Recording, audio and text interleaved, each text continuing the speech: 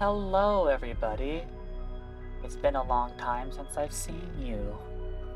I believe it's been nearly 2.5 months since my last stream. Welcome into chat, Clockwork Crane. It's good to see you here. A lot has been happening in my life. It hasn't really felt like it, because, you know, when you're living it, everything seems to be going a lot slower than it actually is, but I have a lot of stuff to talk about.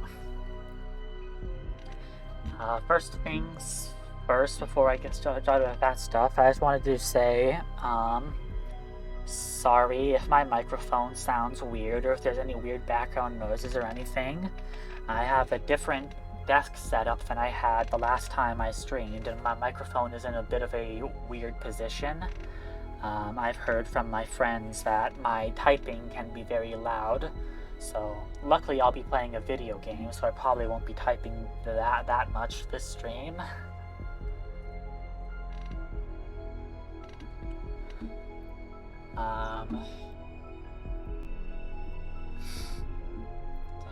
I'm pretty sure my mic is working. Everything's lit up, so just let me know if I sound weird, if I sound okay.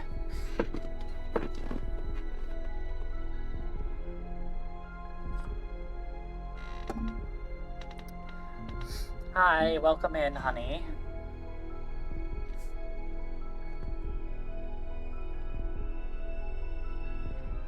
Alright, let's see. Before I get started with streaming today, I wanted to spend a while chatting and getting everybody caught up with what's been going on in my life. So, as you know, my last stream was in like July, so it's been a while.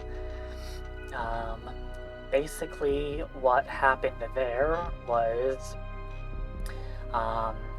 it was the end of the summer semester at my college, and I've been staying at my college for more than 4 years because I had a rough start, and because of that, all the scholarships I had ran out because they had a time limit of like 4 years, which meant that all of a sudden my financial aid was basically cut in half, and I could no longer afford to pay for housing on campus. So, sort of last minute, I was told I had to move out of my dorm on July 15th, and because I could not pay for another dorm for the fall semester, I moved back into my mom's house, and I'm now working on the process of saving up enough money to move into my own place. I can still afford to do my classes, so I've been doing all of my classes online, and I'm on track to graduate probably in the spring semester, because it turns out I'm missing a couple of credits necessary for my graduation, but you know, it is what it is. I still have financial aid for spring, so I'm not worried about that. Just a little bit longer than I would have liked to be in college for. So, if you ever, if there's any kids listening, anybody who hasn't gone to college yet, don't let anybody tell you that you have to like do college right the first time and you have to do like only 4 years and stuff, because I'm about to be, I am in my 5th year of college, but I'm still going to end up finishing and graduating, so everyone moves at their own pace, and you can't control like stuff that happens in your real life. Sometimes circumstances don't line up the way you would like them to, or sometimes you find out what you were planning on doing isn't what you're good at or what you'd like to do. Yeah, exactly. Life happens, but as the guy from Jurassic Park, whose name I do not remember, would say, life finds a way.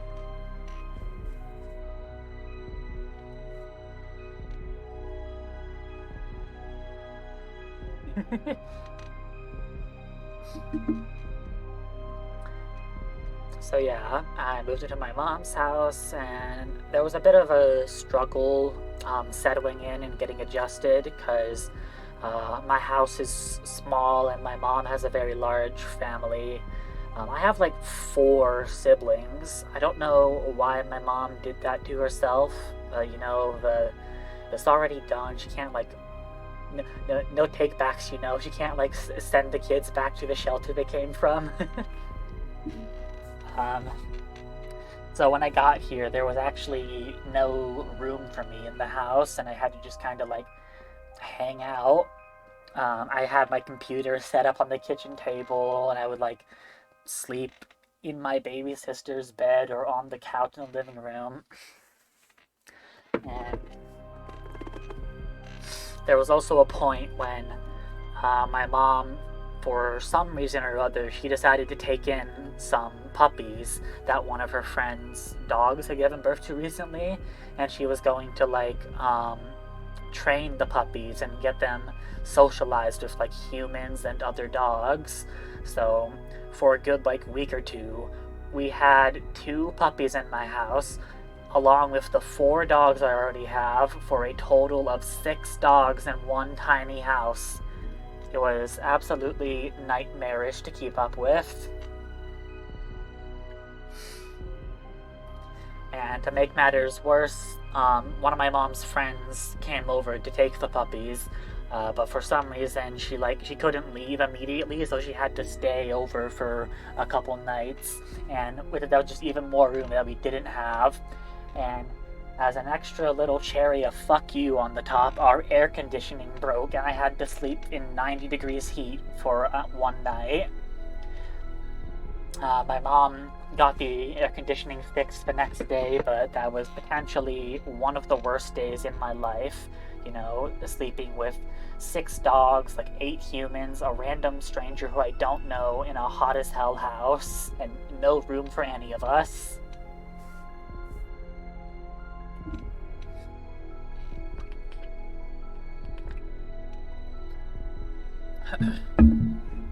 But the days of dealing with puppies and an overly crowded house are over now, and my mom replaced our old couches because they were very raggedy. Our dogs had like chewed them up and totally destroyed the cushions, so we got new couches, and one of our couches can turn into a bed, so now there's actually a place for me to sleep. And it's a pretty big bed too, which is good because in the middle of August, my boyfriend moved into my house from New Jersey because he is going to be living with me. We were going to get jobs together, save up together, and move out together. So, it's nice to have somebody here with me who can help. But it does feel a little bad and like I'm imposing on my mom a lot because, like, I'm here, there's no room for me, and now my boyfriend is also here, there's no room for either of us. But we have a couch bed now, and we have the back bedroom is ours to hang out in. So we kind of solved the not having room here for us problem a little bit.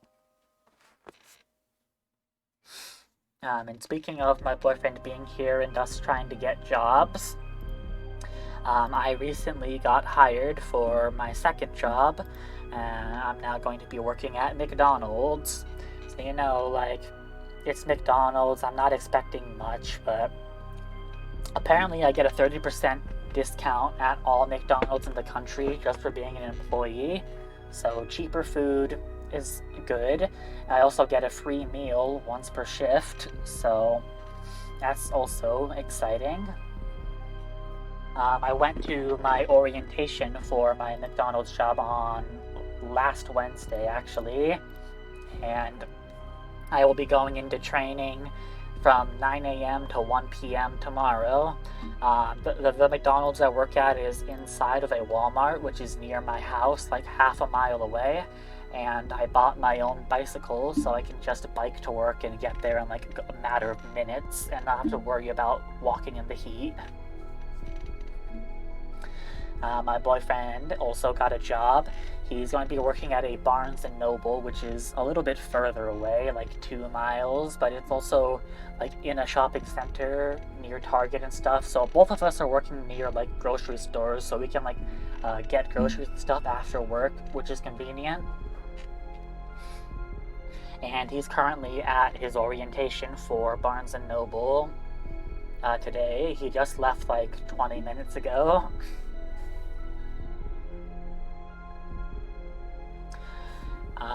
As for how my college is going, I said a little bit about that, but this semester I thought was going to be my last semester at the college because I have 5 classes. I'm going to be fulfilling all of my like class requirements for my major, and I also applied for my like final thesis, and I got a professor to mentor me, and I'll be starting work on a final thesis about like the history of journalism in America and the like intersection of journalism and military history and stuff about like prisoners of war, like journalists who have been taken prisoner in like the Iraq War or some shit. It's a very broad topic, a very controversial topic, but my professor was on board with the idea, and I'll be starting work writing a research essay in October. So that's what I'm doing this semester. I'm going to be finishing all my course requirements, going to be doing my final thesis.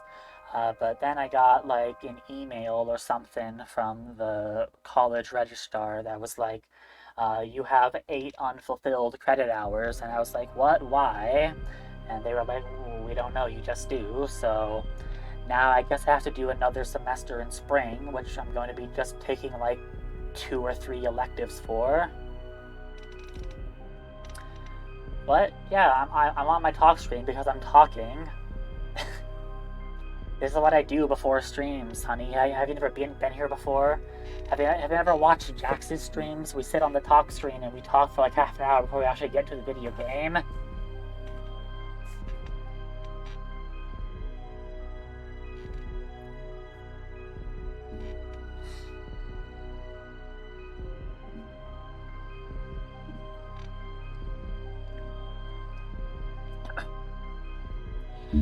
Anyways, that's basically everything important that's been going on with my life, so I guess I can get to the game now, and I can chat about the less important stuff while I'm playing.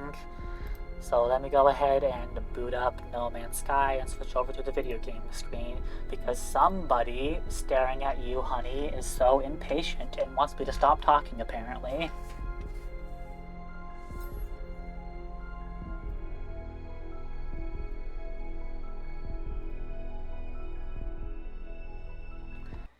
Alright.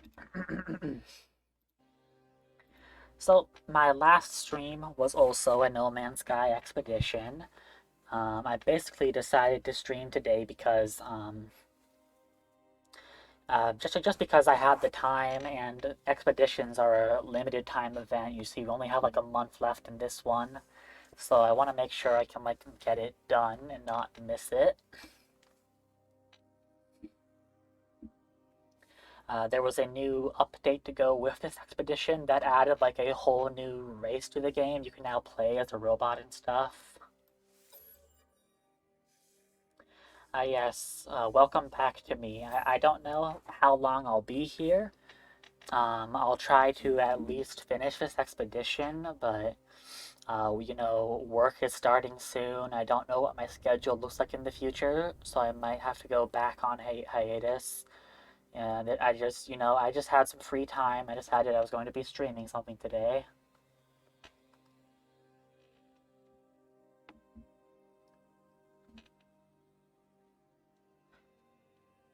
Did I actually select the expedition? I don't remember. I'm pretty sure I did. I'm sorry, I like totally blanked out when I made a new save file. I just like did it.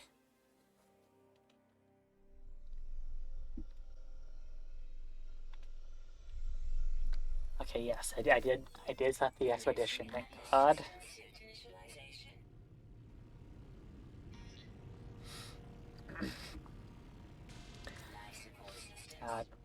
kind of hope that working at McDonald's makes me better at speaking clearly, because all this talking I'm doing is just making me think about how much I tend to like slur my words and stutter. But then again, it might not, because at McDonald's they have them like online orders are more popular than like, regular ordering now. So I'm probably going to be spending most of my time in the kitchen doing online orders. And I only have to like go to the front desk for like old people or people who are there with their family or whatever.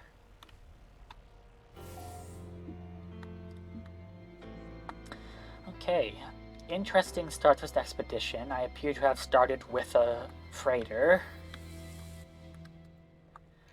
Most expeditions just kind of start you off with nothing, so this is a nice change of pace. Yes, it's definitely my freighter because I can upgrade it and stuff. Alright, milestone, planet side. So the first thing I have to do is land on a planet.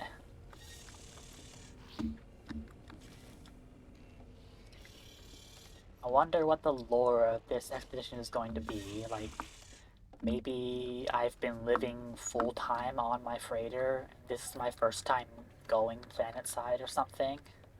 Wait, hold on. I forgot. We have like a bunch of plants here. I can gather some carbon. That saves me a bit of trouble having to mine it.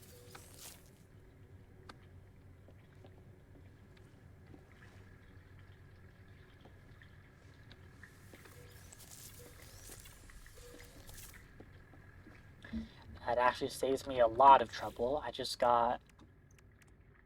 Where did it go? Did it go on my spaceship? No, wait. Where did it actually go? It's not in my inventory.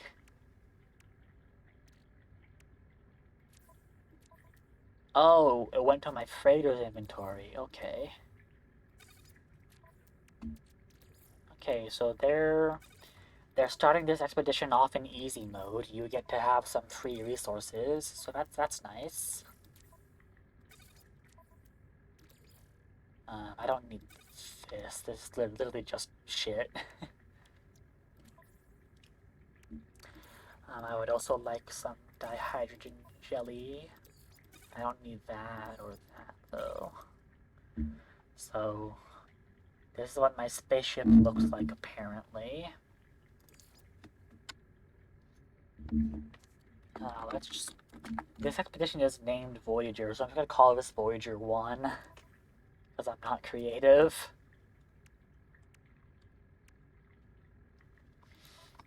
Also my multi-tool. Ooh.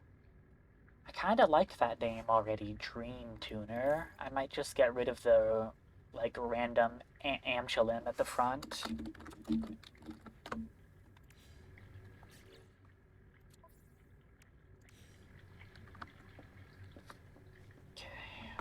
Oh, there's another room full of carbon. Yummy, yummy carbon for me. I love not having to mine this stuff. Oh, you can see outside.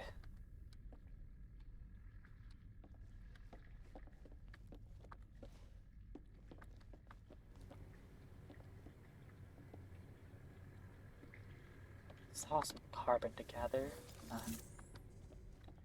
Where am I going? I think this is just my base. I'm trying to get out of here. I keep trying to press Alt to sprint because I've been playing some Skyrim recently. One second. Somebody is pestering me. It's Honey pestering me.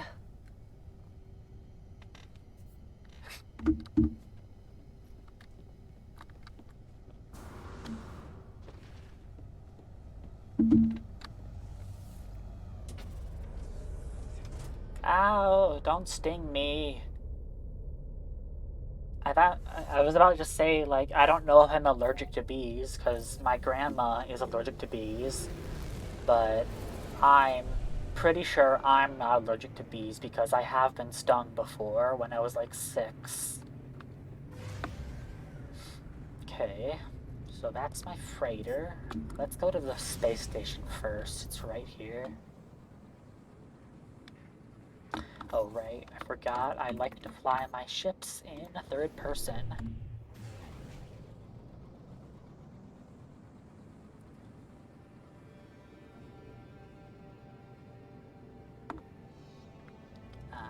Space station is this direction. Oh, I went upside down. I really like the way this music plays the first time you enter a freighter on every save. Enter a space station, I mean. Sorry, my mission log said freighter, so I read freighter and then said freighter.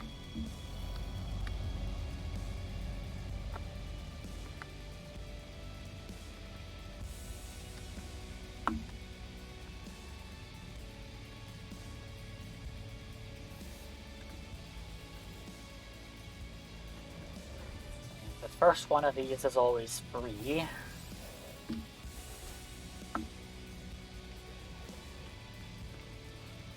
How much money do I have? Oh, nothing. Okay.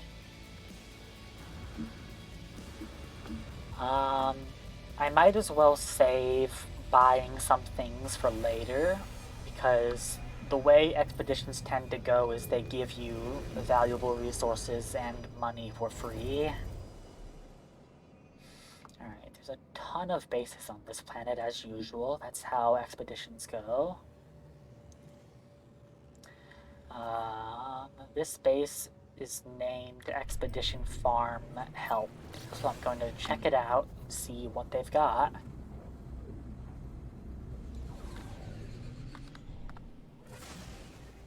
I came in at a weird angle, so it messed up. Oh, I'm apparently... What did that say? I'll have to make a note to look at that later when I go to another system, but I'm pretty sure it said I'm in the Eisentom galaxy, which is not the default starting galaxy. The default starting galaxy is named Euclid, and then Eisentom is one of the ones you can get after you finish the story.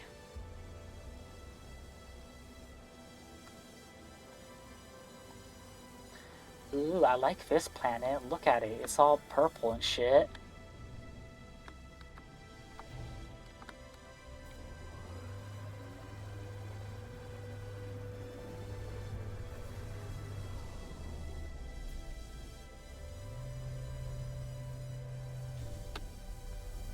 Let's see. There does appear to be sentinel activity on this planet, though, and the temperature is a bit cold right now. It's such a shame when a pretty planet is not a paradise planet.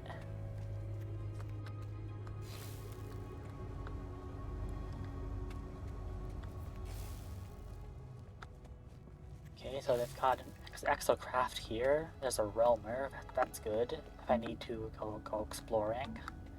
Ooh, an oxygen harvester. And it's empty because this guy's probably just taken it. Come on, stop doing a little two-stepping. Walk inside. Why did I just randomly get outlaw standing?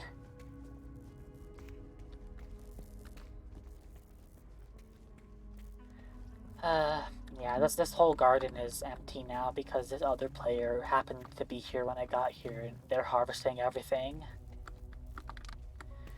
Oh well, I don't even have a hazmat gauntlet, so I guess it doesn't matter.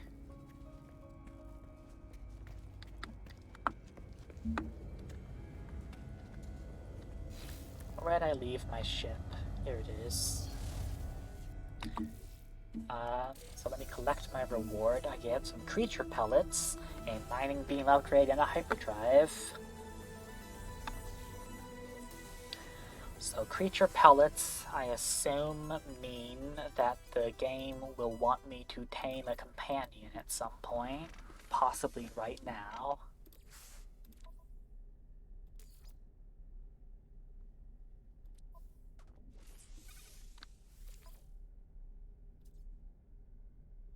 High energy amplifier.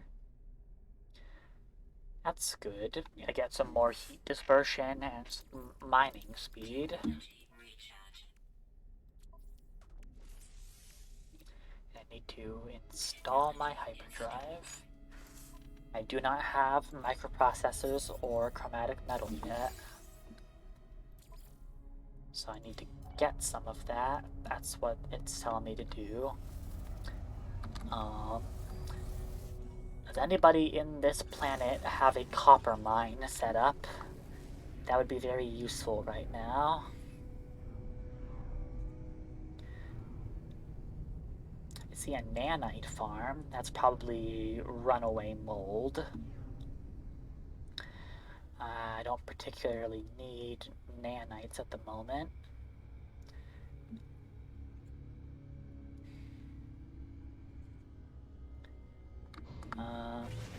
I don't see a copper farm, but I do see something named Start Base.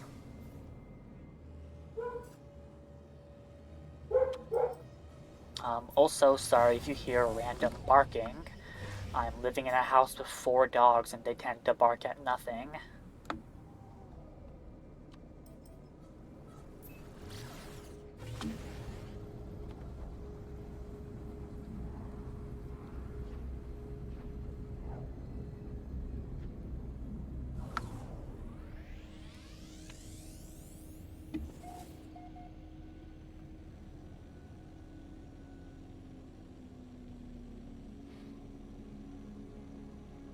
Oh man.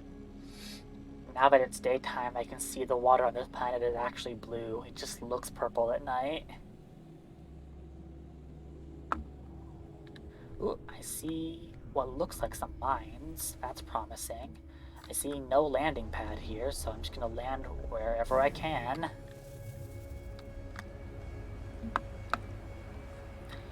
For some reason, they're growing a lot of Fecium.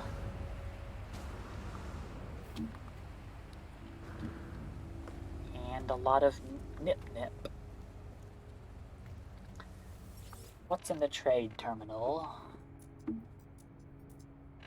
Microprocessors. I'll need those.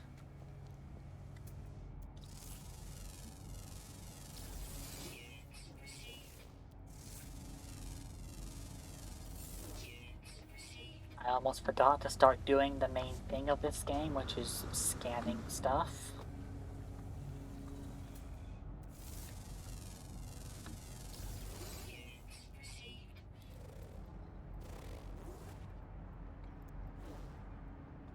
There's a corrupted sentinel over here. Okay. So this is a dissonant planet. That makes sense for the starting planet for this expedition because the recent plot line in the game has been about the dissonance and the corrupted sentinels.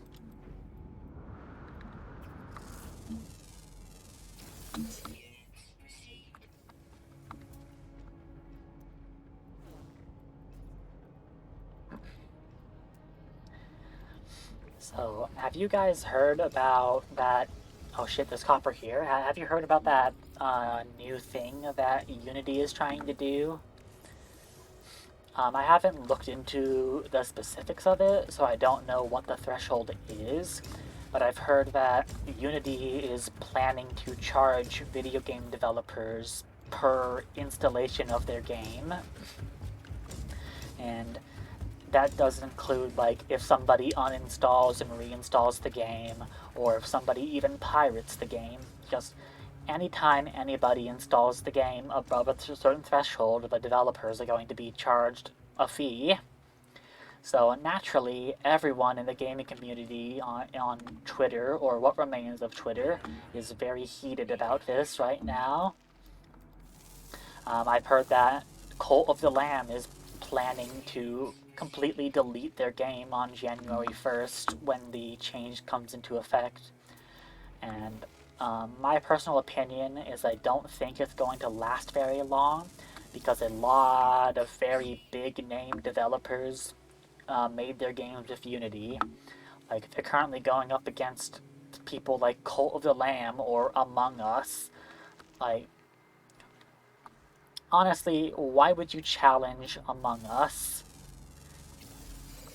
So I'm pretty sure that within the next couple of weeks, we're probably going to see a massive, massive slew of lawsuits against Unity until they reverse their decision.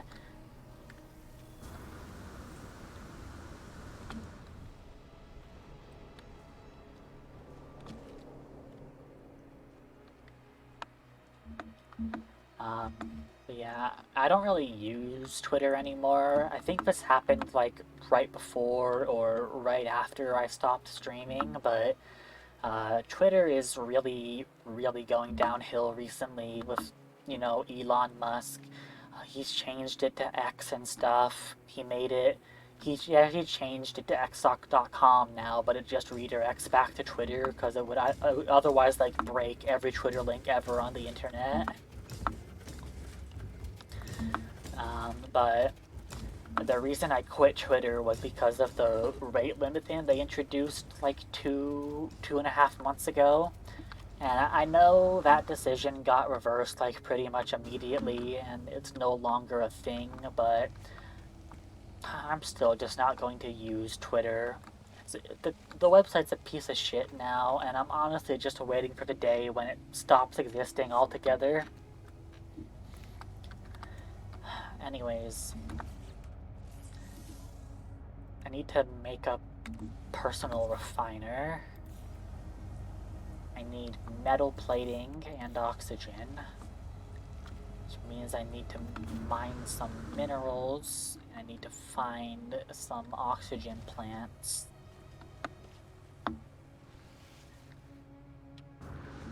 I found some dihydrogen, which is not what I'm searching for, but it's also useful.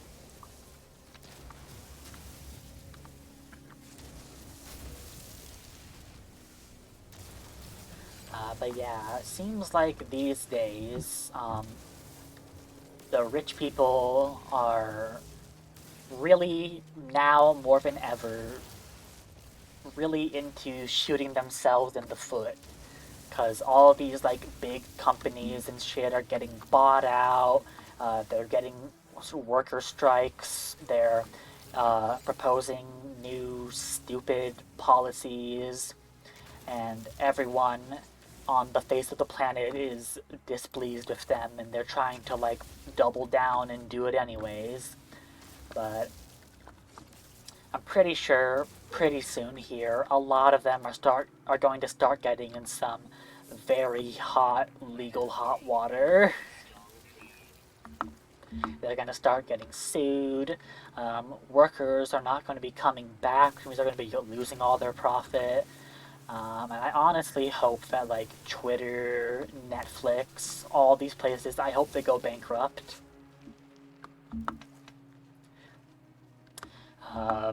Like, 2022, 2023 has really been the year of fuck around and find out. And I'm really waiting for the shoe to drop and for all these rich fucks to find out what happens when you don't, treat people like people.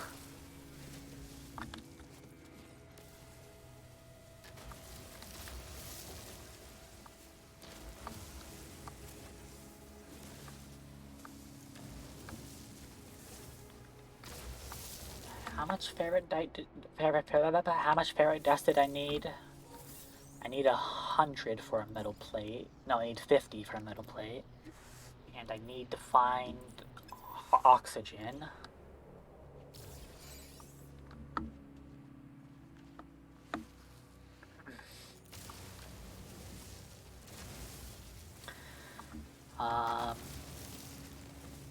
I might end up taking a break in the middle of stream or just wait until the end of stream because I haven't had a ton of food to eat yet today, so I might have to take a break to eat some lunch at some point, or dinner, whichever comes first.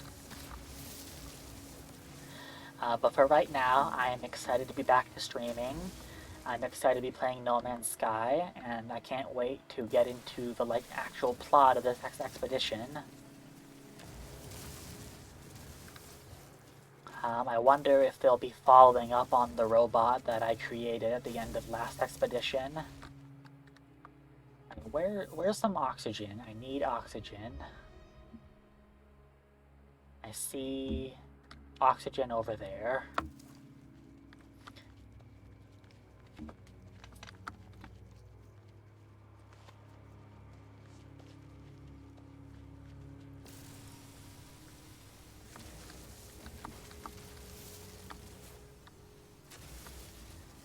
My computer has been stuttering a little bit recently. I'm not quite sure why that is. Maybe I have dust in my graphics card or something. It should probably turn my computer over and dust it out at some point. I think I'll buy a can of compressed air at Walmart tomorrow after work and make sure my computer is clean and not going to combust, because I paid a lot of money for this thing and I don't want it to break after a year. Ideally, this computer should last me for the next 5 to 10 years with how high-end it is. These guys also have some oxygen bulbs on them, if you're careful.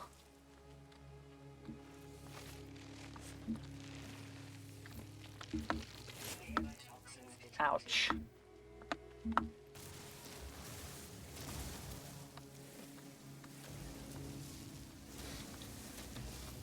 So anybody who's in chat right now, what has everybody else been up to over the last couple of months? Has anybody gotten into anything new, anything exciting happen in your lives? I know Honey is looking right now, but Crane, if you're still here, do you have anything to share with the class?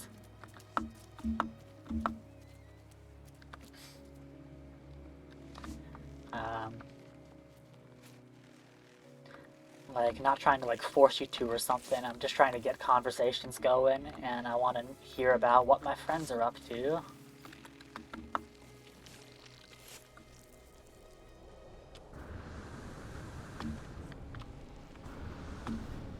Where did I leave my spaceship?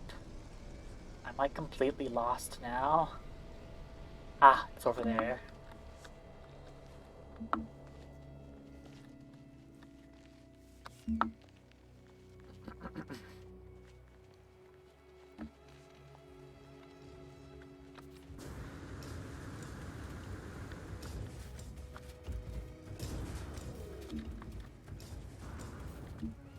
Come on, let me up.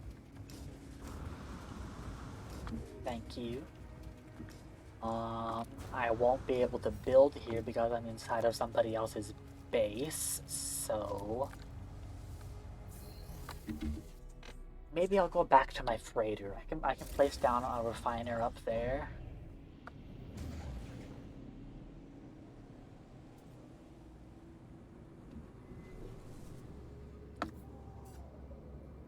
My freighter should be somewhere around here.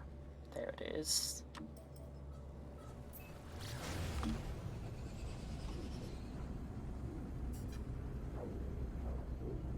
Actually, that's somebody else's freighter. This one's mine.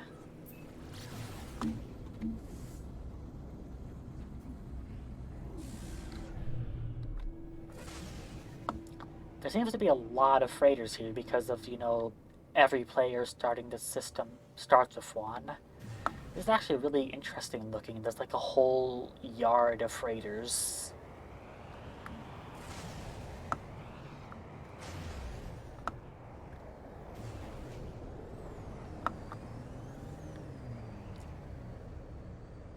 Let me inside. Sweet Jesus, that was loud. My sound is turned down so much and that was still deafeningly loud. Okay, need to teleport up to my freighter base. My base is over here. I'm gonna place down a refiner. Where should I put it? I should probably put it like right here in the hallway so I can just access it easily. It looks a bit ugly, but I don't care. Now I need to refine a ton of copper into a ton of copper metal. Chromatic metal, not copper metal. It's already copper metal. So while I'm standing here and waiting, I'm going to check my phone for a second.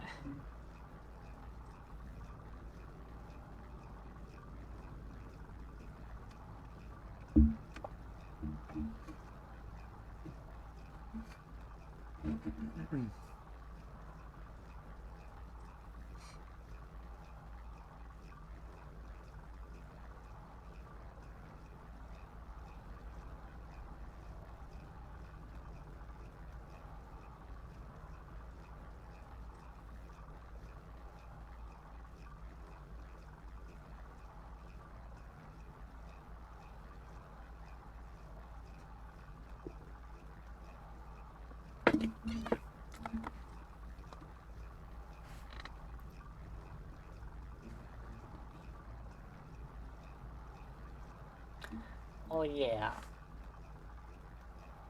I was just thinking about this because last night I made a new OC.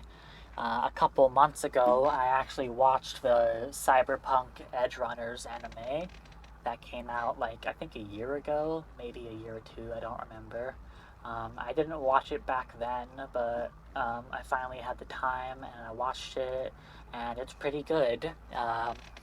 I've never played Cyberpunk 2077, but I do own the game, and I'd like to stream it one day. Also, Rebecca is the best character. Fight me.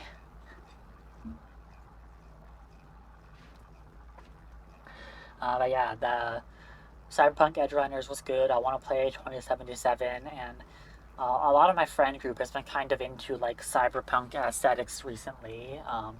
My friend Liam and my friend Crosto, they first of all they started dating recently, which is cool. And they also made some cyberpunk OCs. Liam made some girl named Sabine, who was like a mad scientist experiment, and she's like a cyberpunk werewolf who turns into like a big giant robot werewolf, like a transformer. And then Crosto's character is named Pepsi, and I don't really know a ton about them, but they seem to be some sort of monster hunter, and they have like a dinosaur tail looking prosthetic, and they're like walking product placement apparently, so that's why their name is just literally Pepsi. But yeah, the two of them have made those OCs. They've been doing a lot of draw, roleplay, and draw pile together, and I wanted to feel included, so I made my own Cyberpunk OC. She's a girl named Dazzle, and basically her gimmick is that she has robotic hands with projectors in the palms that let her make anything she wants out of like hard light. So she can like make like a coffee cup out of thin air and just use a holographic mug as like a real mug. And she also has cybernetic eyes that let her like analyze stuff so I can figure out exactly like the dimensions and composition and reproduce things. When Liam brought up the point that like an implant like that would probably be very illegal in a cyberpunk world because it kind of removes the need to like buy and consume things. And I was like, oh yeah, Dazzle is definitely like doing very illegal things. She's like a criminal stripper. I was never gonna make her like corporate or anything.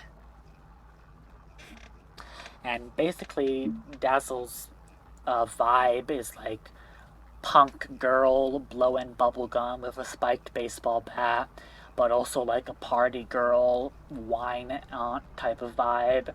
And she just kind of shows up and hangs out with Sabine and Pepsi sometimes, and she doesn't know what's going on with them or what the like plot is, because they have like a plot going on, and like they're dating, and Sabine is trying to figure out who her creator is and why they made her and shit.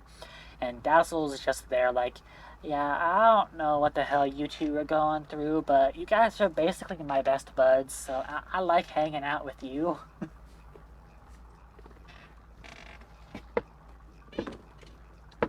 I think I'm going to stop this now, I guess.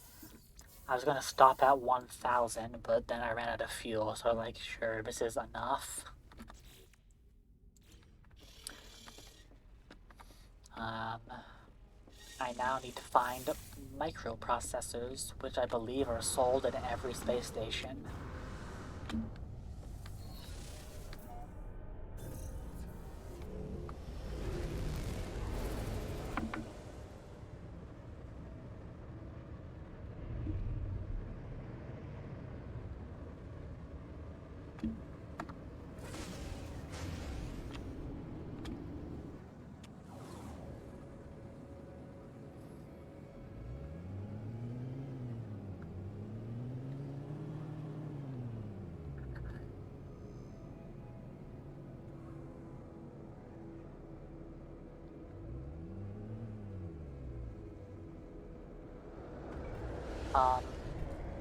Okay.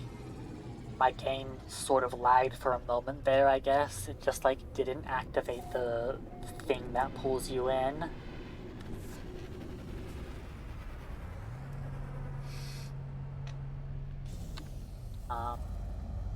You know what, I probably should go to a nanite farm, because the second I'm allowed to go to the space anomaly, I want to buy the Utopia speeder that I have unlocked.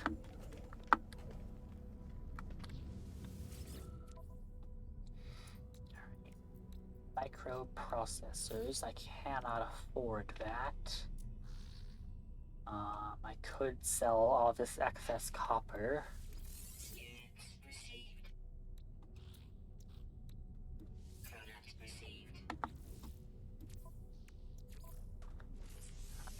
How many do I need? Oh, I need 5.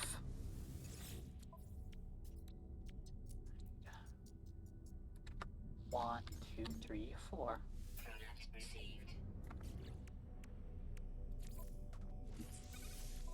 Alright, hyperdrive installed. My next task is making antimatter.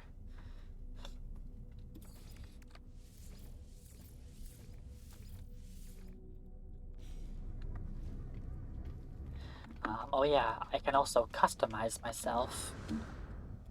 Let's take a moment to make a new look for this expedition. You know what, I think I'll make myself themed after Dazzle, because I was just talking about her. So I'm gonna make my color scheme all turquoise and yellow.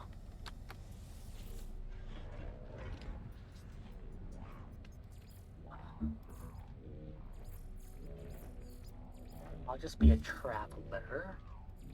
Body shape. Dazzle is thin and doesn't really have anything going on. Obviously can't have like a human head in this, so I just have to pick the best one, which is the null head.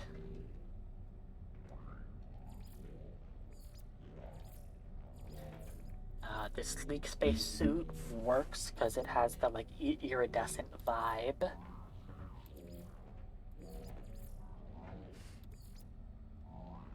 Armor style.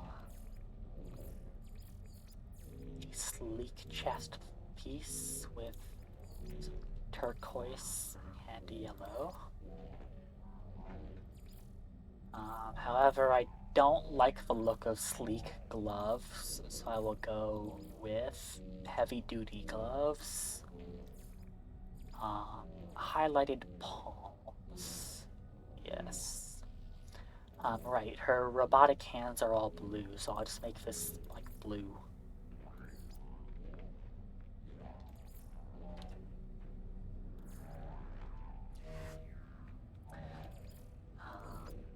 sleek leggings.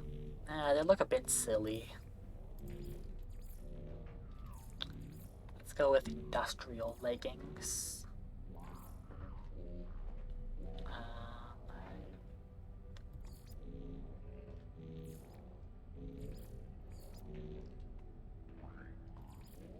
Boots. Actually, I should make her legs a different color because her boots are yellow. Let's make this turquoise and this. Yeah, this can all just be turquoise, I don't care.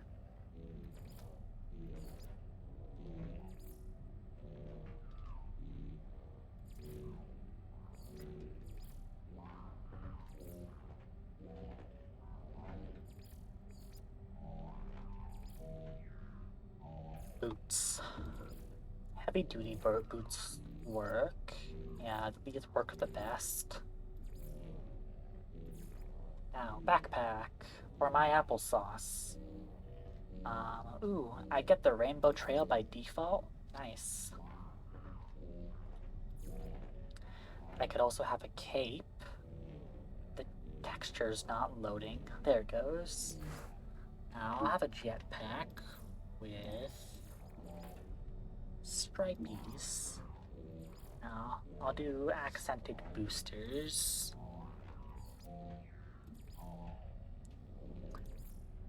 Alright. So this is my dazzle color aesthetic, I guess. I can't change my name, but I can change my title.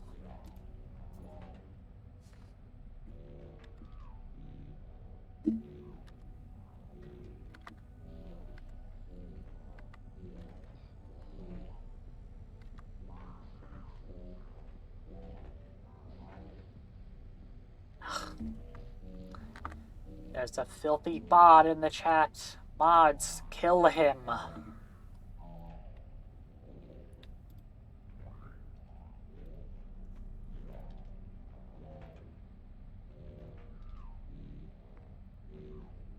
There we go. Fucking destroyed. Erased from this reality like it never happened. Hi, Crane. Yes, only one bot allowed.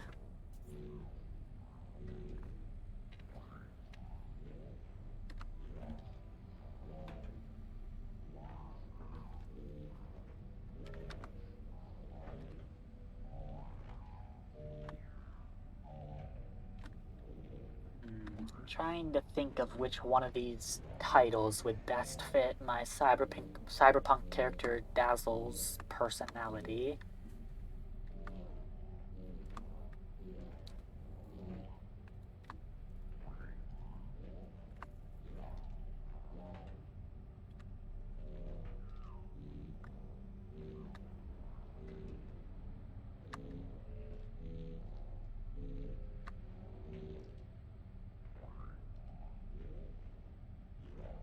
Ever use what?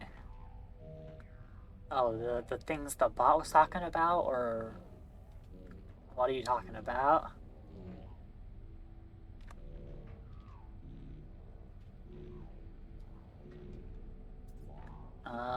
I bet you there's some poor fool out there who tried to use it once and got all their bank information stolen.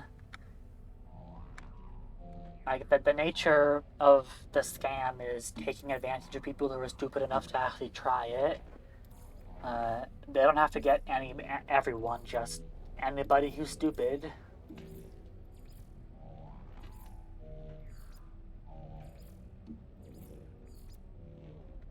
I think I'll go with Destroyer of Glass. And I'll go with a gun. Gun!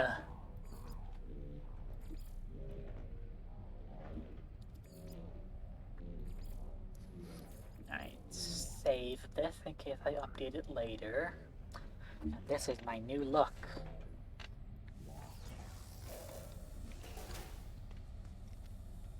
I hope these colors hurt your eyes.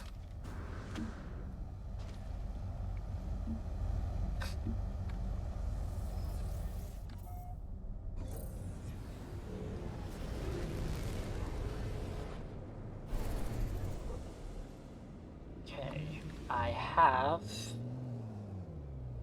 made the hyperdrive. I need to get antimatter. Where is my freighter? Freighter! Oh, freighter!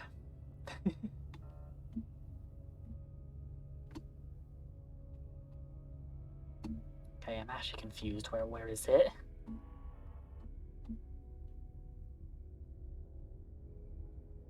Oh. Maybe if I just pulse away, I'll be able to see it better.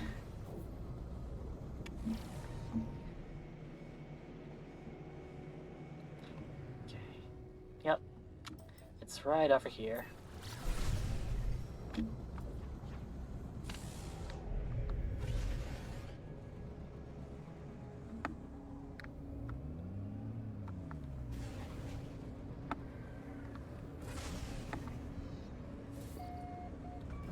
I've been really into outer space and fuck, that's loud!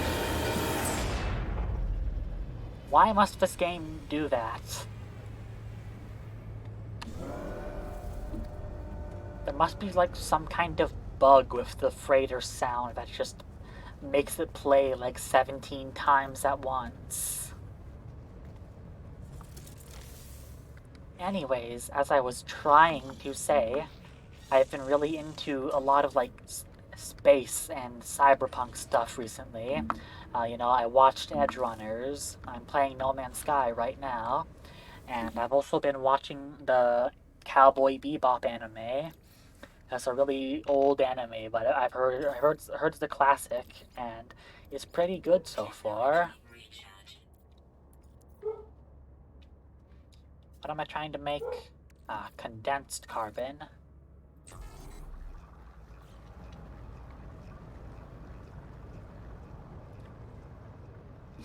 Yeah, I'm not done with it yet, but I'm on like episode 20 or 21 of Cowboy Bebop. It's a really interesting setting.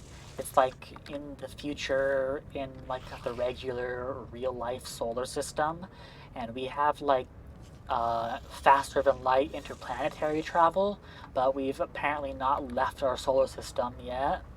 So it's basically just like humans have colonized the whole solar system, and there's no aliens in Cowboy Bebop, which is surprising.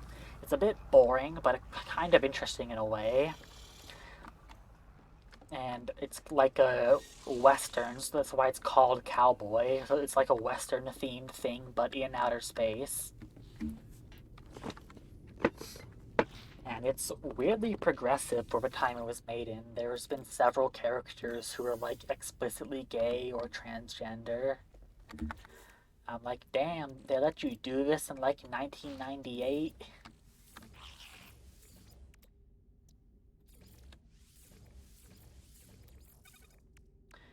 Okay. There we go. I now have a refueled hyperdrive.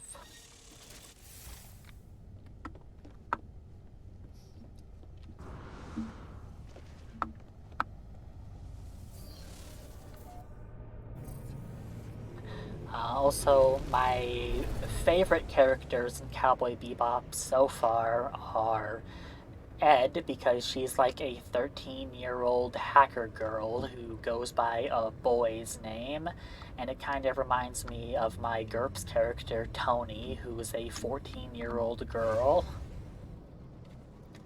And I also like Faye Valentine because she's pretty, but she's also a total freak because there was one episode where she straight up ate dog food instead of feeding it to their pet dog.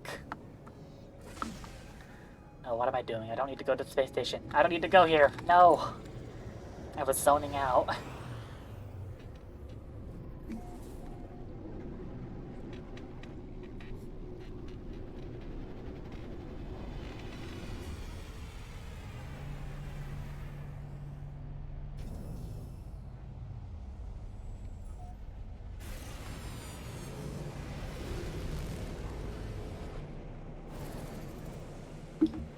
Okay, now to do the thing I was actually planning to do, which is go to a different system.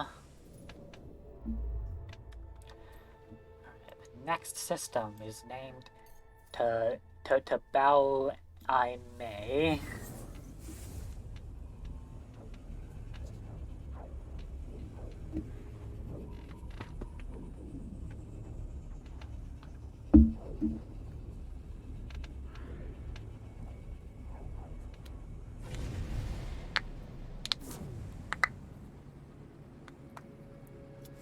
You know, sometimes you just have to crack every single one of your knuckles.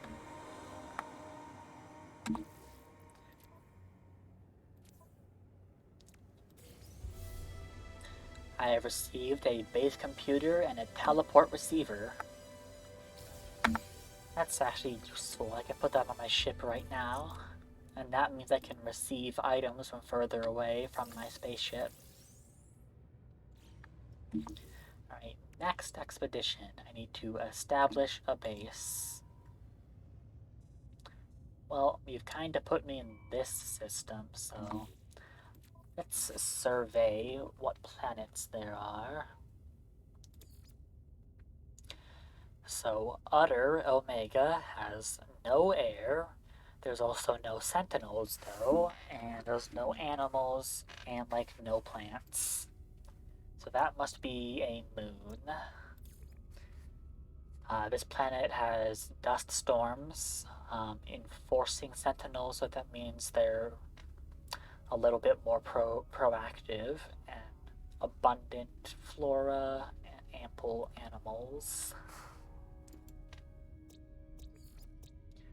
Unclouded skies, that sounds promising.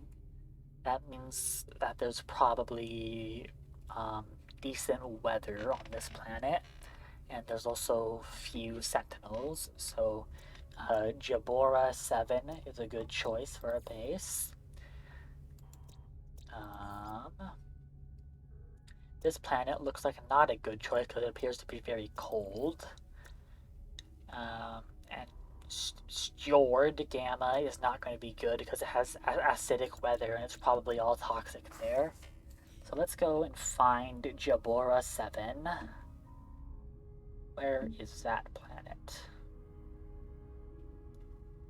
Are you Jabora? Yes.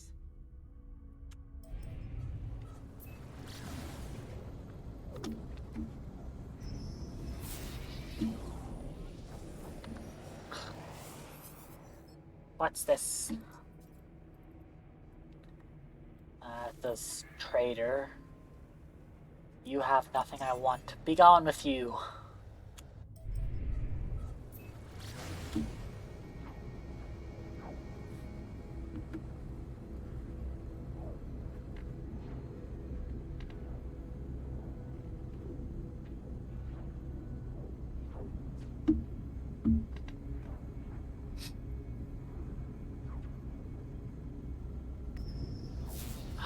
Probably just another traitor. I'm not stopping.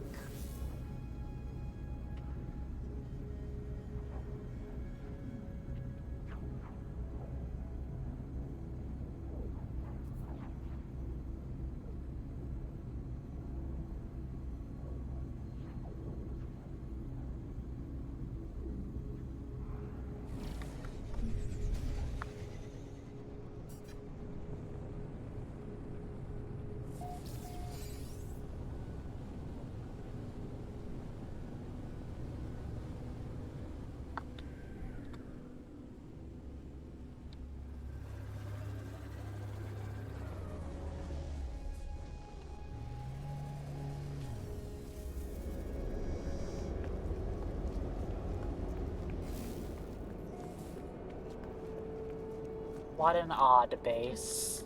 They built it on top of a trading post.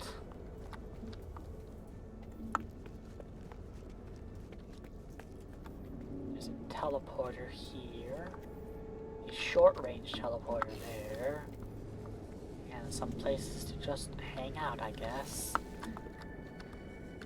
Alright, we're in the trading post now. Where does this one go? Ooh. I don't know.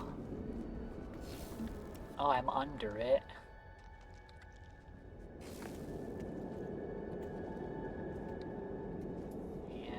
now somewhere else entirely. They have solar panels in here that are doing jack shit.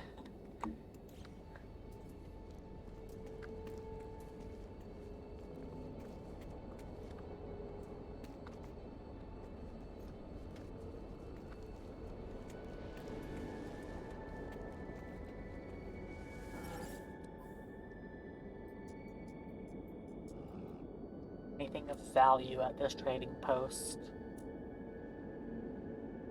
Not really. I guess I could buy ferrite to save myself the trouble of mining.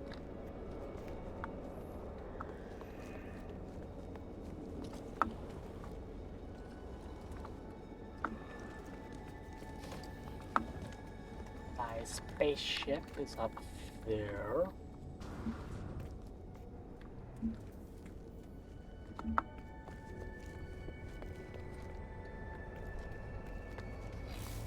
Now I'm going to fly off and find somewhere to build my own home.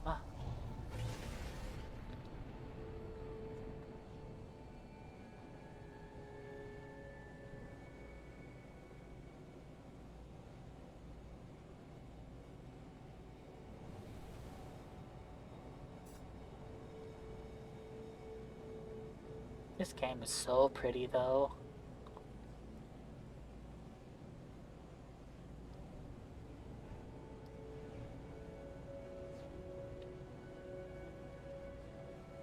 I really wish this game would add more content outside of expeditions, because I've already done everything there is to do in the base game.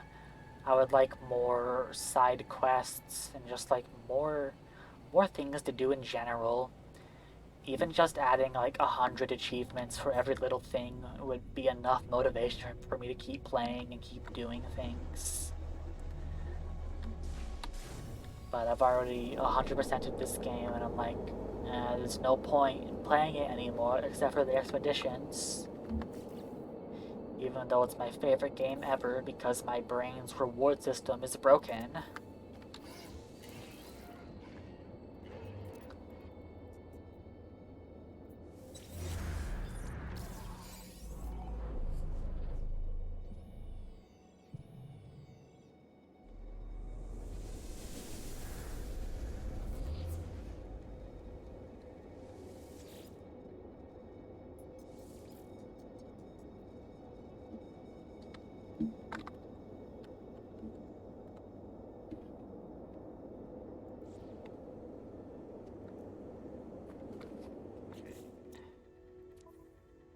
Do I have to actually build my base? Yes, I do. So cringe. What if I don't want to?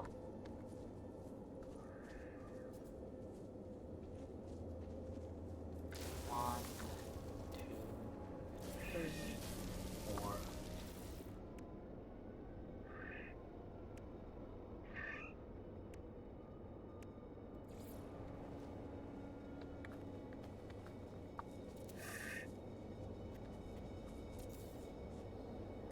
And I'm out of carbon. Sigh.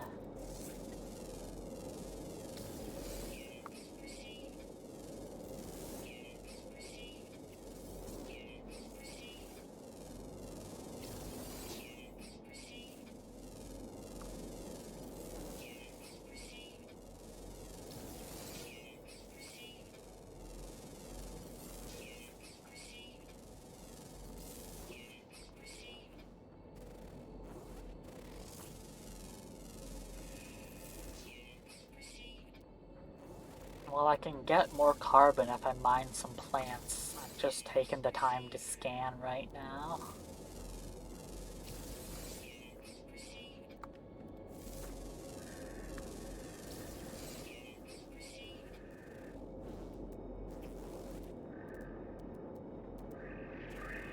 This planet is also lacking in plants a little bit because it's a desert planet.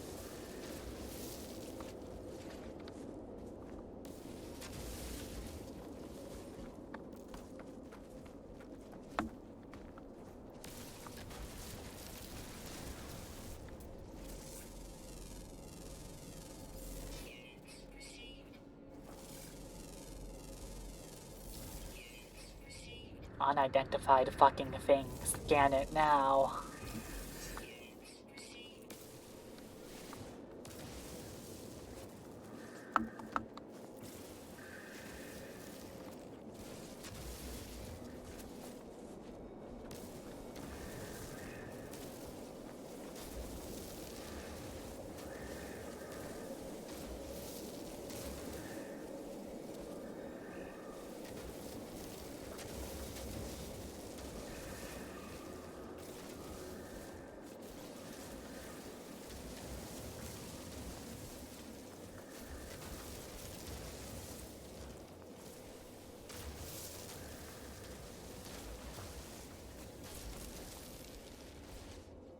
I ran out of weapon charge. There we go.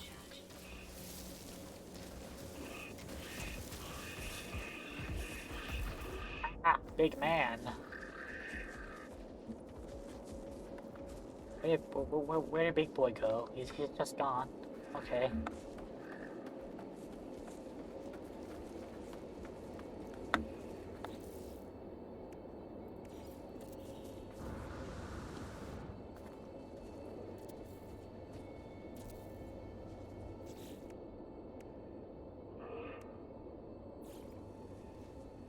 Why is the door like this? Give me a regular door. I don't want to make pure ferrite. What if I just make an arch?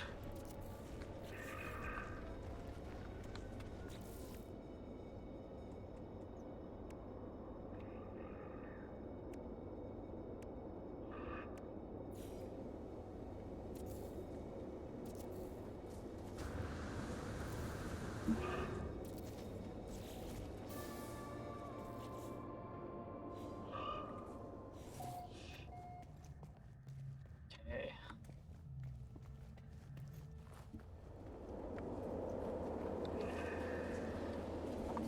So I have concluded.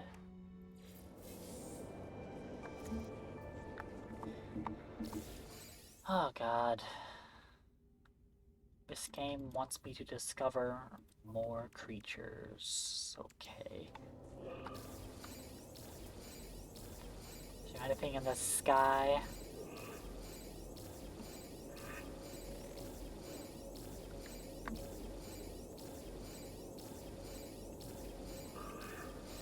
I see no sky animals.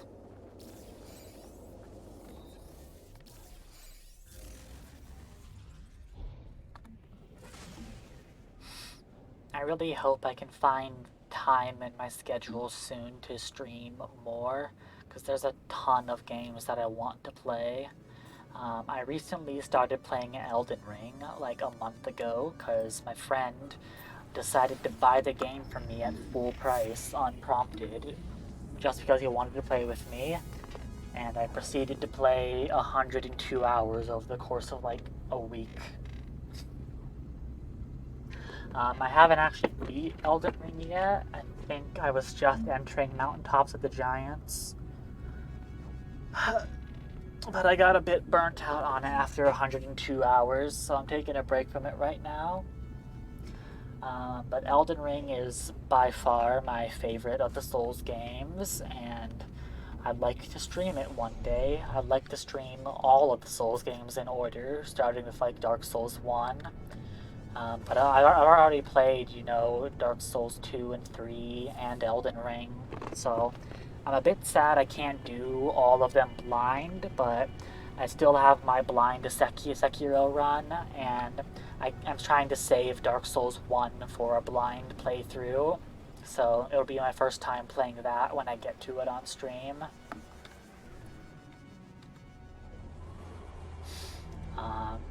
I also have a couple of Souls-like games I'd like to check out, like Nioh and Mortal Shell and Remnant. I know that Nioh is sort of like more like Sekiro in that aesthetics at least, and Mortal Shell, I don't know what its theme is, but it was on sale and I decided to buy it. And What's the other one I said? Remnant from the Ashes is more like modern fantasy Souls-like, I think. It has like a gun or something. Like, they have guns in Remnant. So I'm kind of interested to see how guns in a Souls-like work.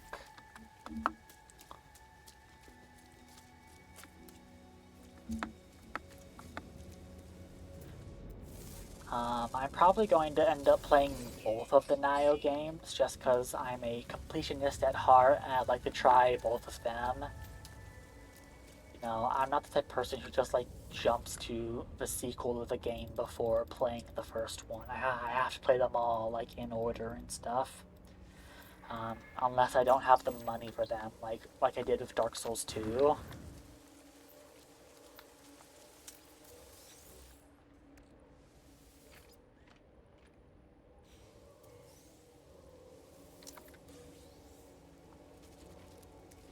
And besides Souls games, there's just a lot of other games that I've been wanting to play, like Dredge and Pseudo Regalia and all kinds of things.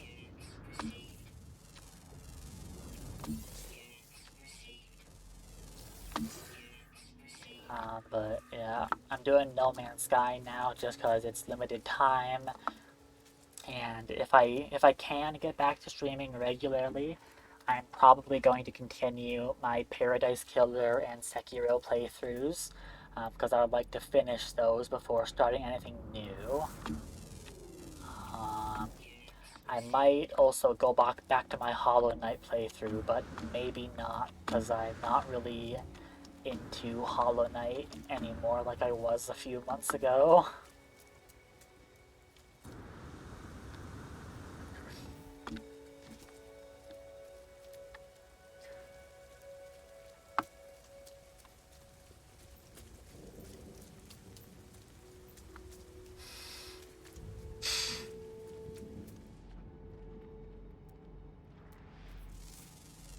I'm just out here running around scanning shit.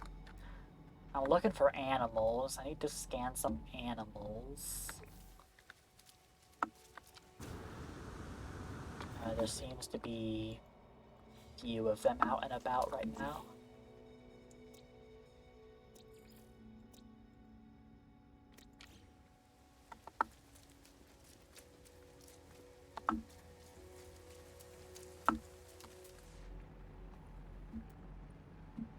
Yeah, this planet is not very rich with life, so let's go somewhere else.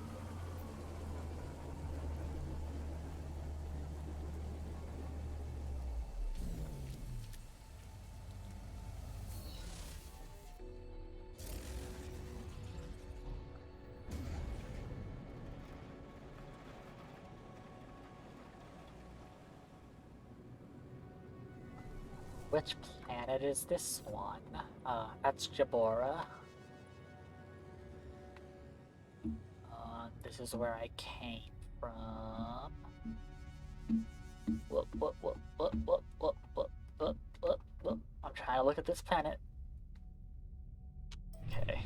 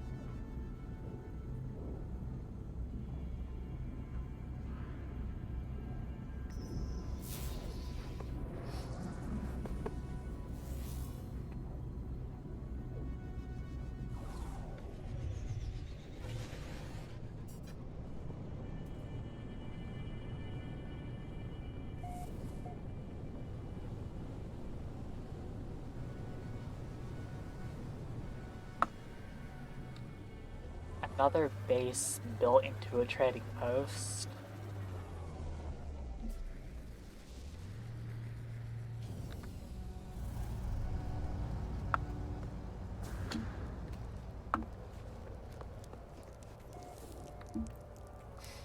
It's nice. It's like a cozy little place. Seems to be unfinished at the moment, but it's nice.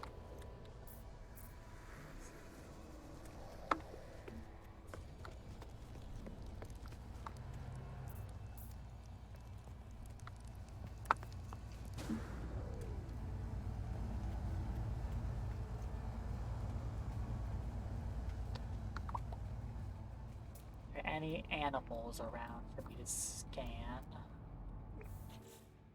This planet should have 9 species on it. Oh, my life support is running out. There we go. Good as new.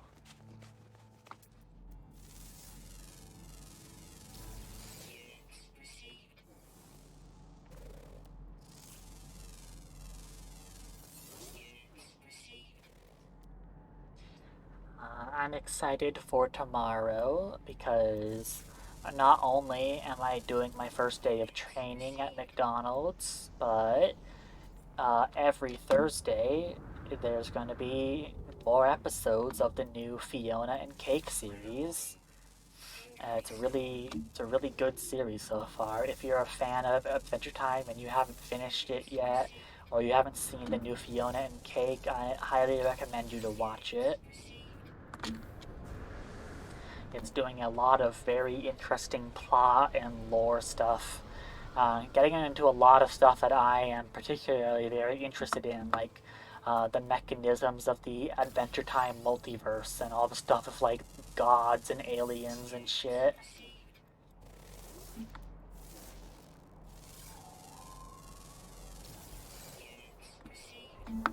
It also has everybody's favorite fail guy, Simon Petrikov. He is slowly turning into a new Tumblr sexy man because he's such a pathetic wet cat of an old man. And I really like Simon as a character because, you know, the Ice King started off as like a big joke, but then he became one of the most tragic characters in the entire lore of the show. And the whole thing that Simon had with Marceline during the like Mushroom War stuff. I actually used that as inspiration for the like relationship dynamic of me and Honey's GURPS characters, because you know I'm playing like a little girl in a post-apocalypse, and he's playing like an older guy who has like accidentally adopted her.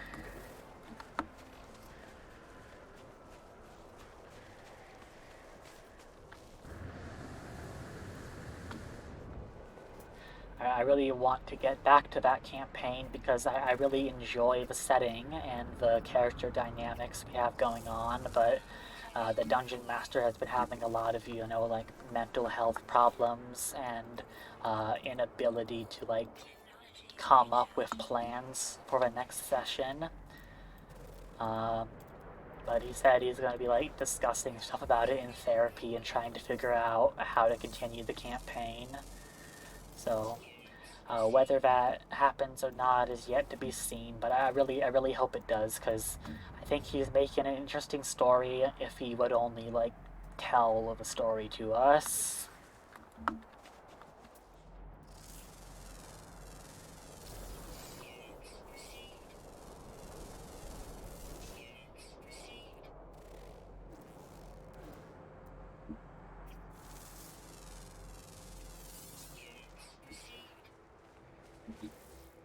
How many animals have I found? I need to find one more.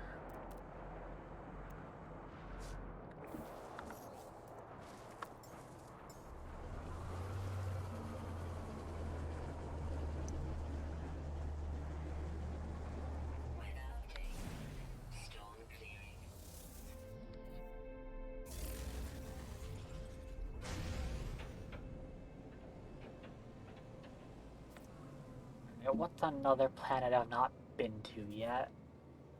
I don't think I've been to this one.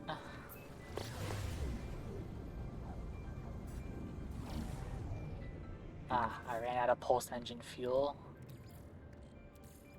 That's fine, I have extra.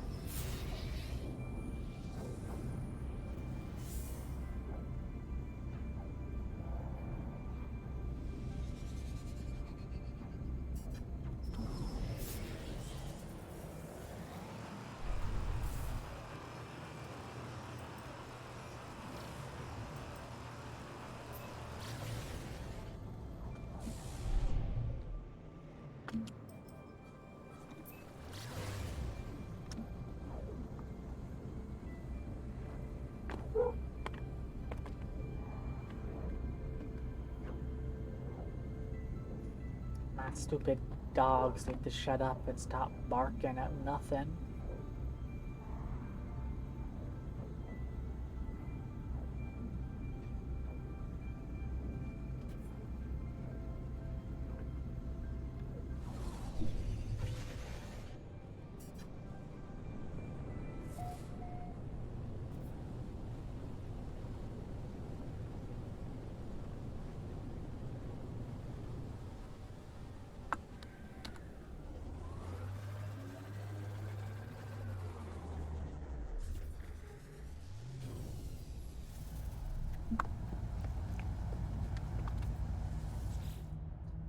Yippee! So much free oxygen.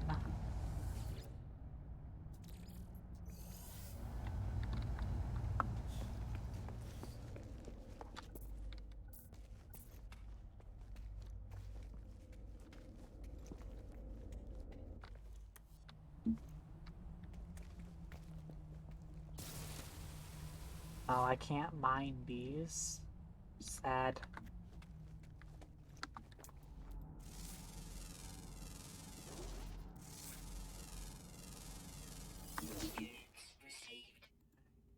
There's no animals on this planet, so I'm just gonna go somewhere else. I just wanted the resources more than anything.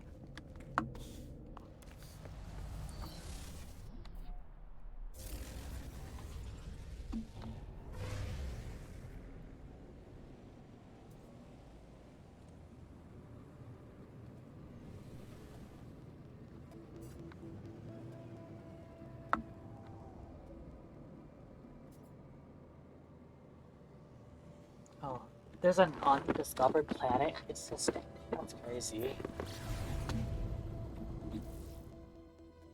There's no way that's true.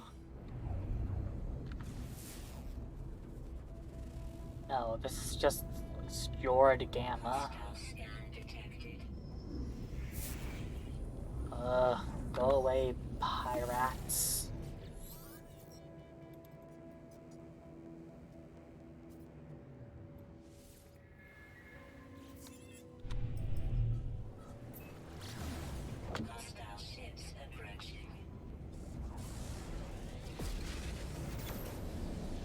Goddamn.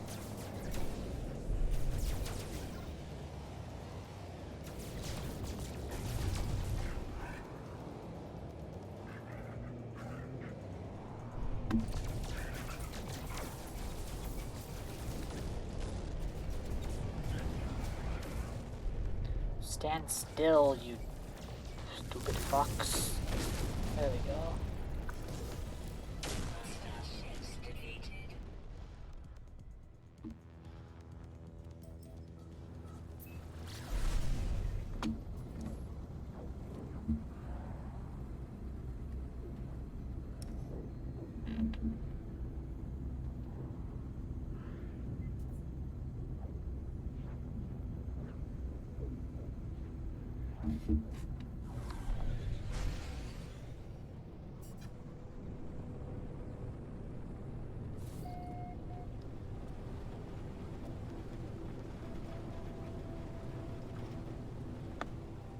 Wait, Wait, haven't I been on this one? Yes.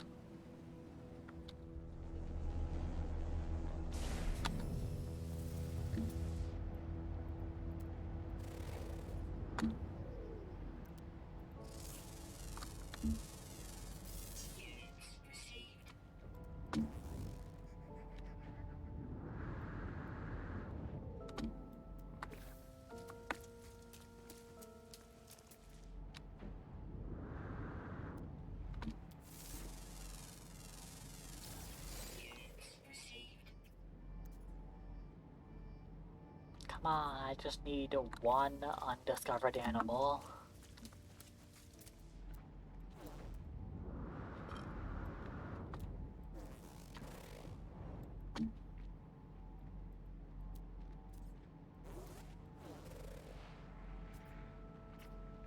There we go. Thank you, my friend.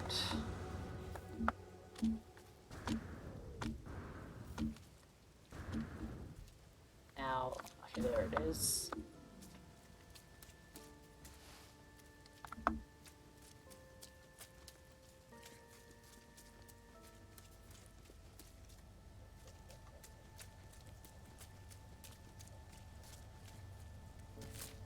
Ow, you bitch.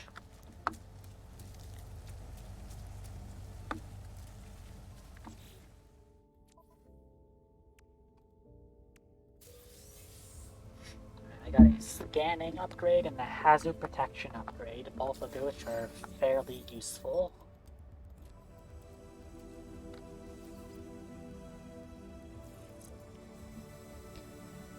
I now get much more money from scanning animals. And I have some toxic protection.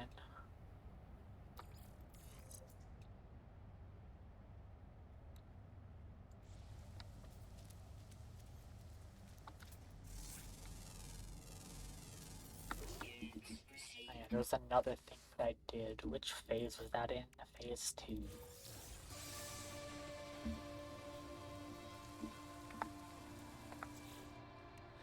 I got a trade rocket, which I guess I just have now. It needs tritium to use it. And another scanner module. How you be...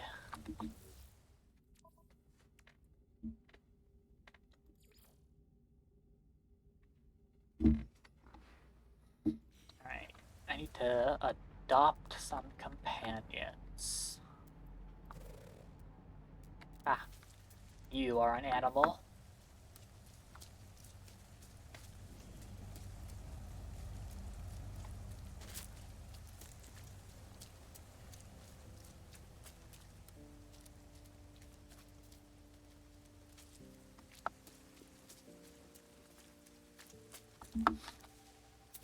Hello, new friend. Your name will be Beefcake.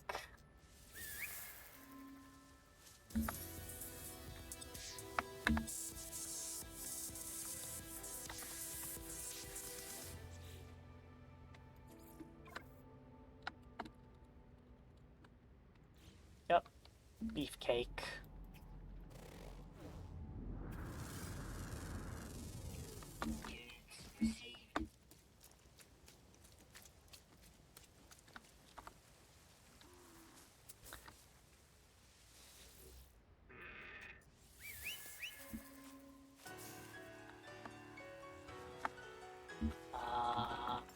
Your name will be... the anglerfish.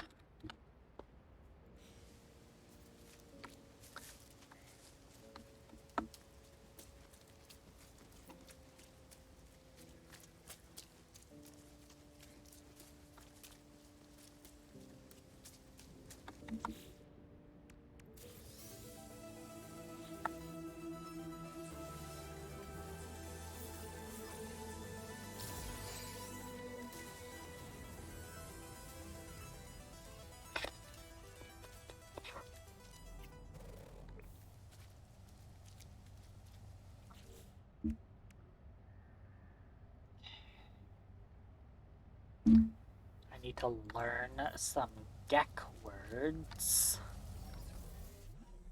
I can do that by going to a space station and talking to some Gek.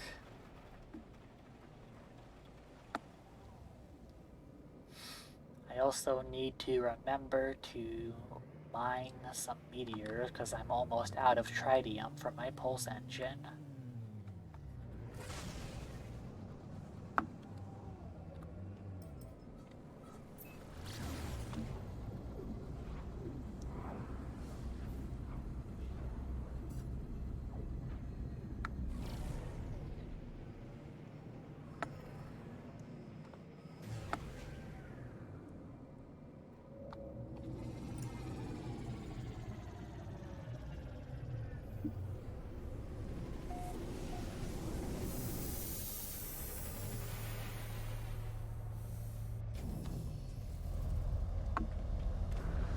Actually, I wonder if they sell any tritium here.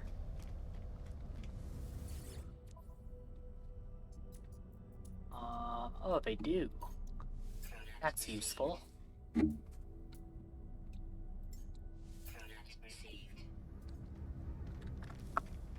Oh, there's a traveler here.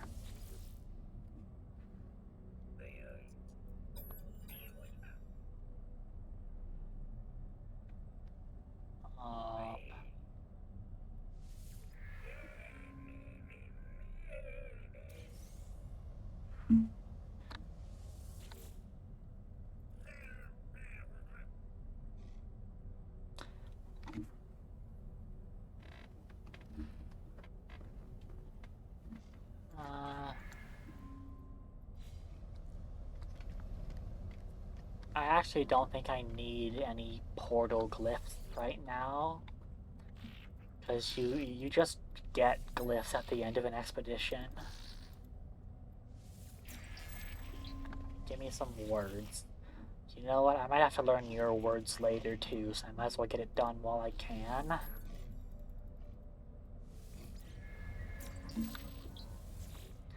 I like that you two look exactly the same. Are you twins or something?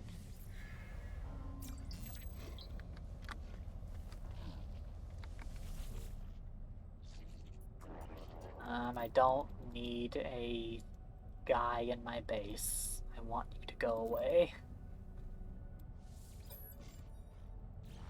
I don't even have a weapons terminal yet, so sorry, dude.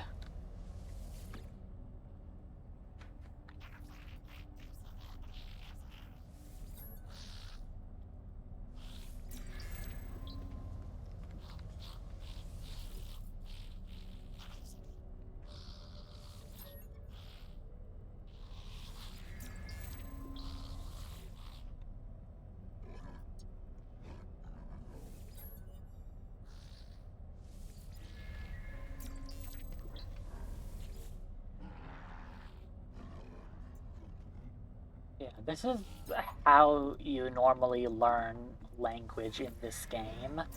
You go from place to place and you talk to aliens to learn one word at a time. And from then on, whenever an alien says that word, you know what they're saying. So it can take a really long time to become like fluent in a language in this game, which in a way is kind of realistic. But also, one language at a time is a bit harsh. I mean, one word at a time.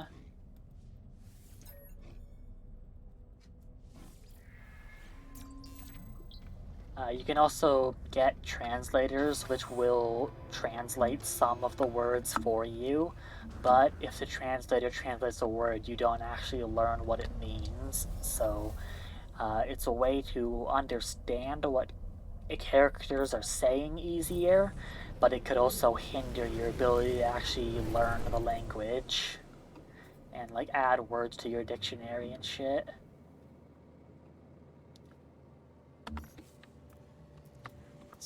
Galaxy map.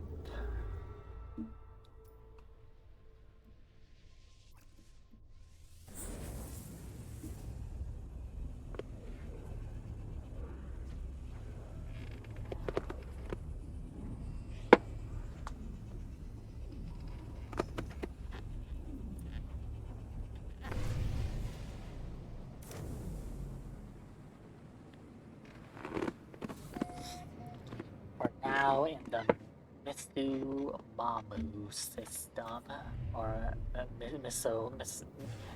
Misumamo. It's hard to say.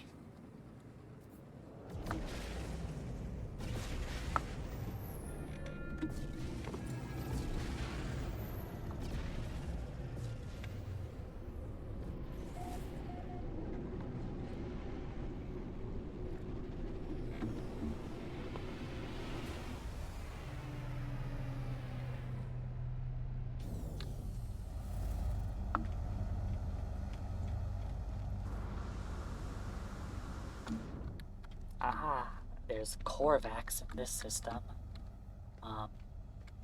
Sir, I want you to speak to me.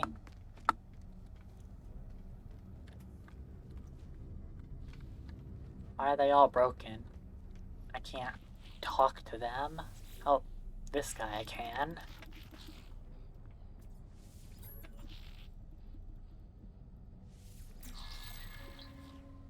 But, like, only that guy? Are the rest of you not real or something? It's so weird. I've never seen that happen before.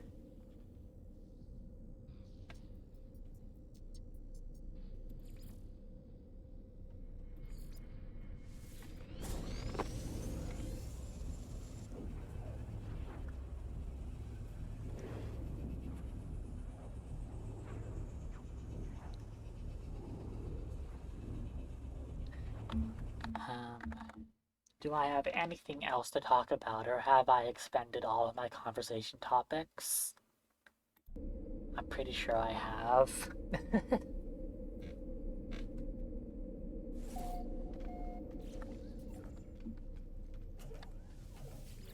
Wait, I've been here?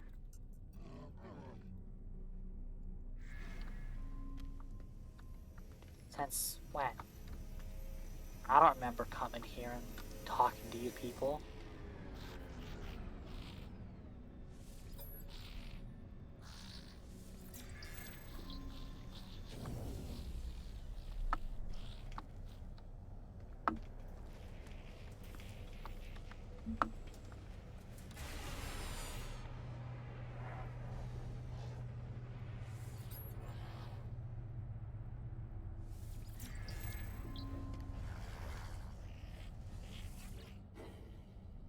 This dude's name is Head.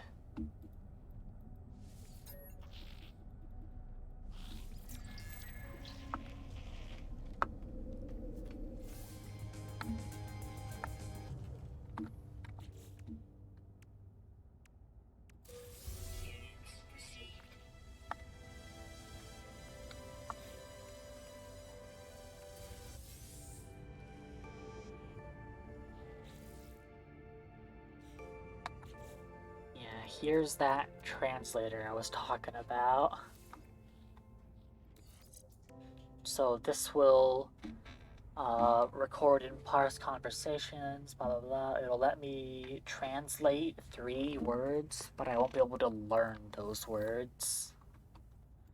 I don't need a weapon shard right now because I don't have a weapon.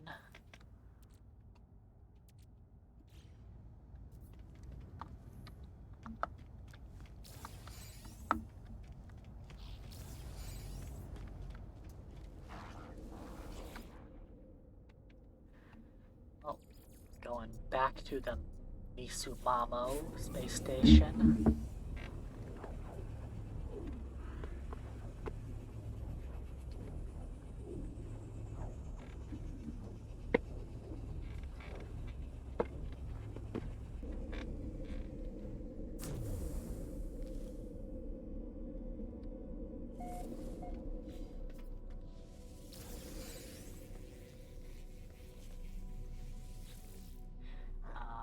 Actually, I don't need to worry about more Vikine words. I need Korvax words now.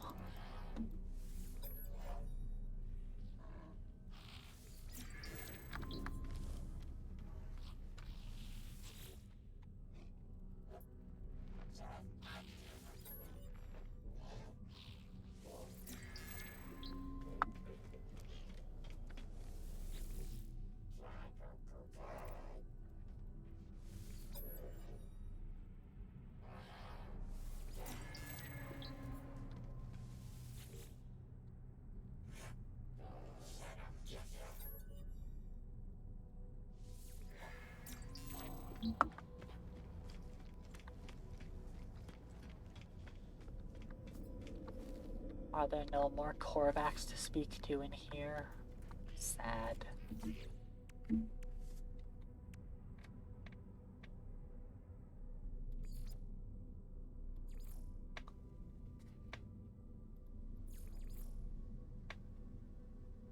I need to learn 4 more Korvax words.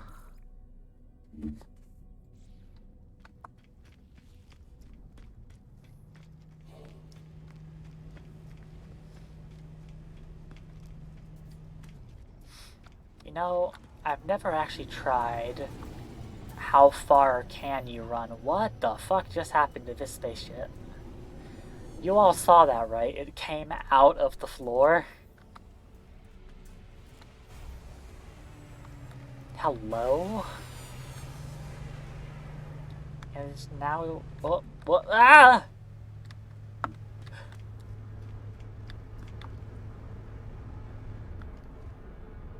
The fuck? That was the strangest NPC starship glitch I've ever fucking seen in my life. Anyways, I was going to say, I've never actually tested how far down here you can run on foot.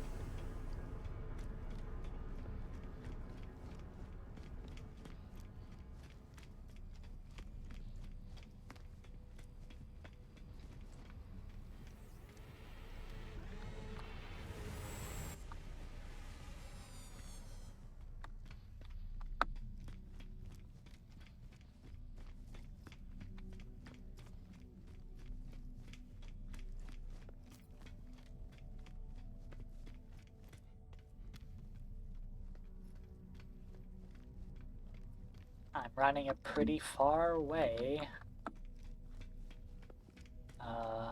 Long, far, long.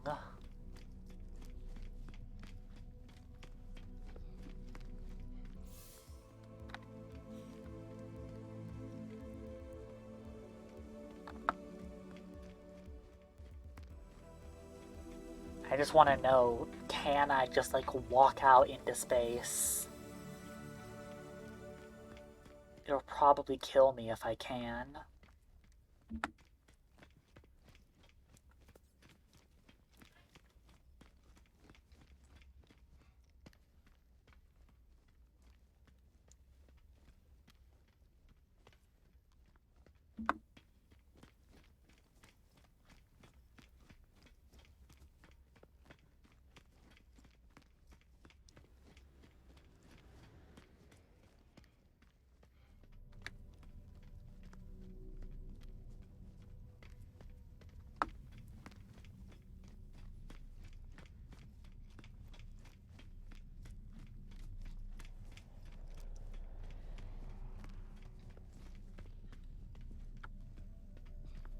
I feel like I'm almost at the edge.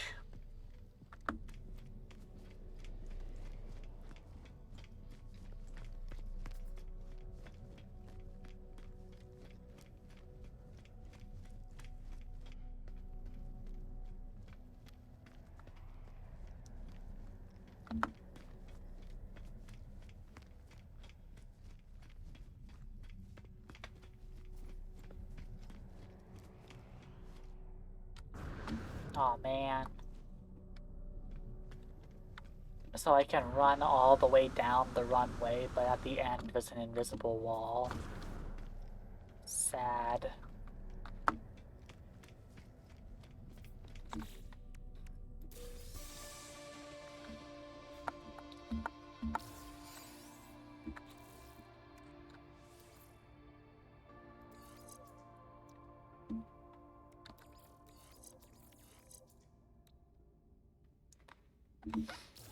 Now I have to actually run all the way back again. I ran 1,000 units.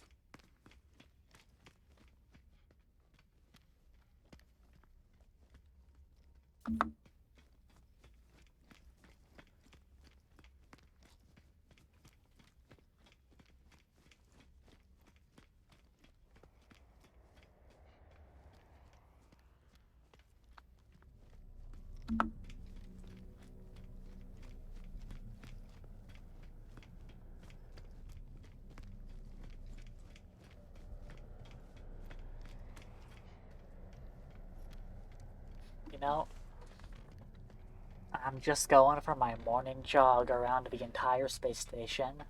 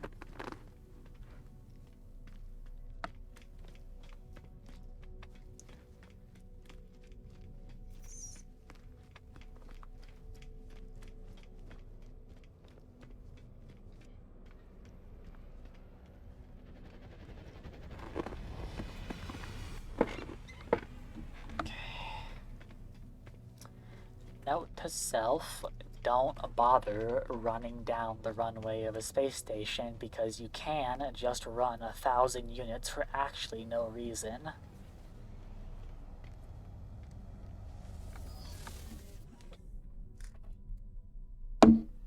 Give me a second.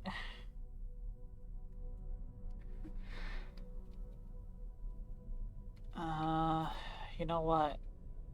I'm a bit hungry, so I'm actually just going to pull up my BRB screen. I'm gonna get some pasta for lunch real quick. Well, I will see you guys in a little bit.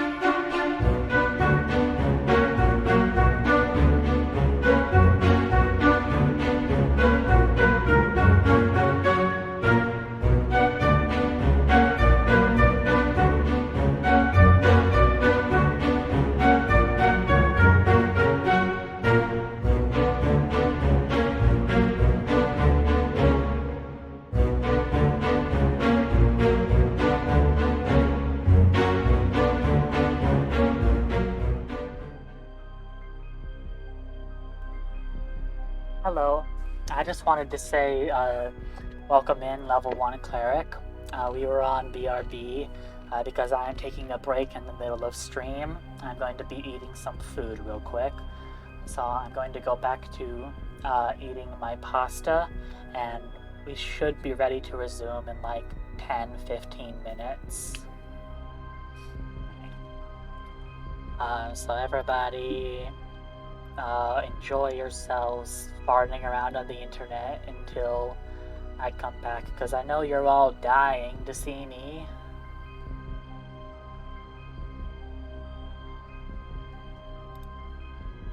Alright, be right back.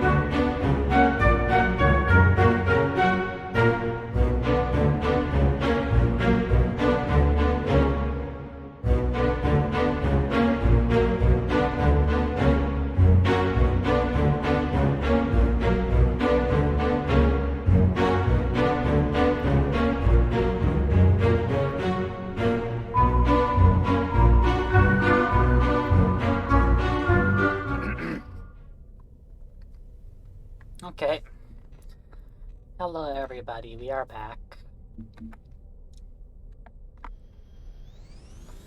I'm done eating some pasta.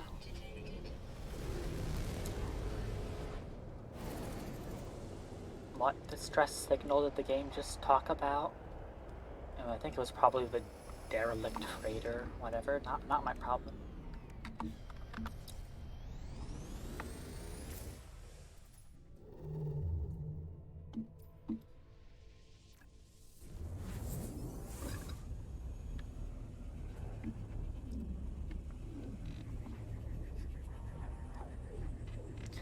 I think I'm gonna go for another half hour, maybe an hour. Really until my boyfriend gets home from orientation.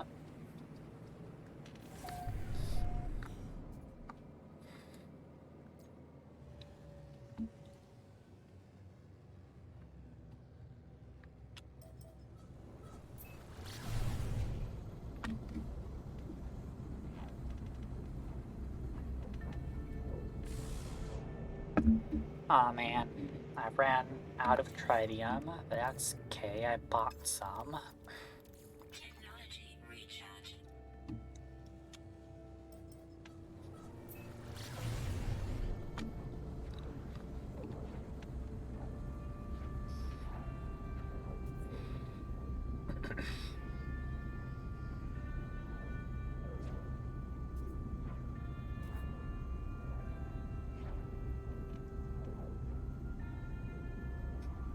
That was some good damn pasta. A few nights ago, my mom made some like penne pasta with like grilled chicken and sun-dried tomatoes and shit, and it was really tasty. But she also made a big batch of plain penne, and having that with some tomato sauce and some garlic and some oregano just now, it was very, very tasty.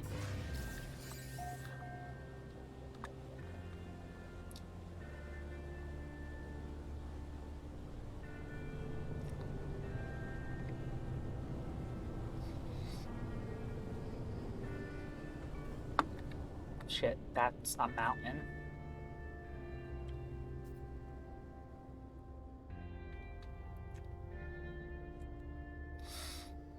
So where's the rendezvous point? Am I already at it?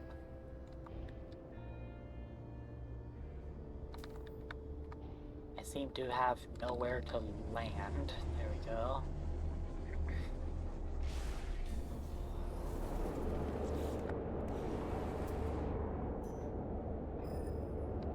So my target is 1,000 units away.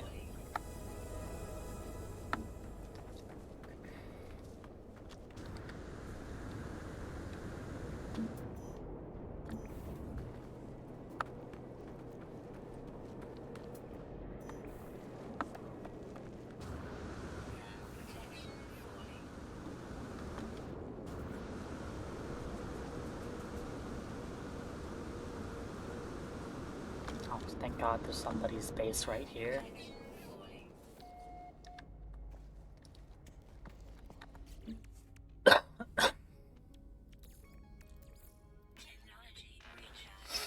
Yeah, I had the rainbow jetpack trail when I started for some reason.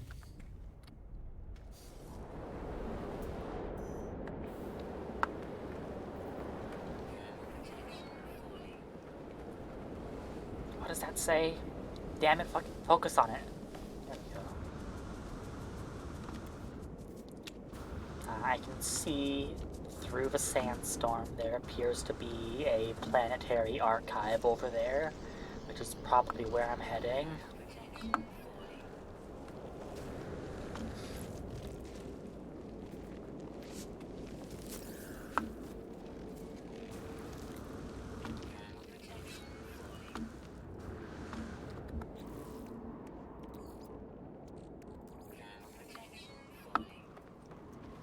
I know it's falling, shut up.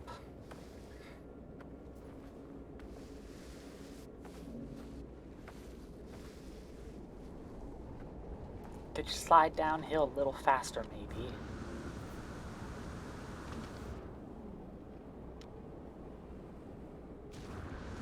Ow.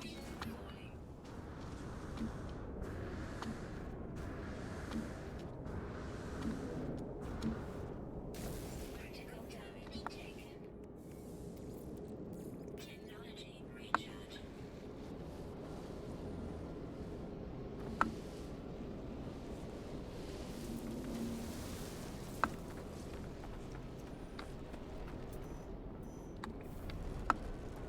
Come on, it's right over there. Thermal protection falling.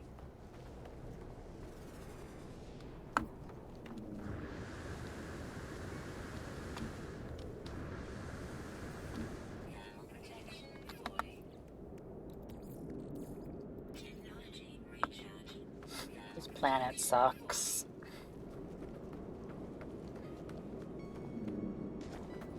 Weather update. Storm clearing. Temperature levels stabilizing.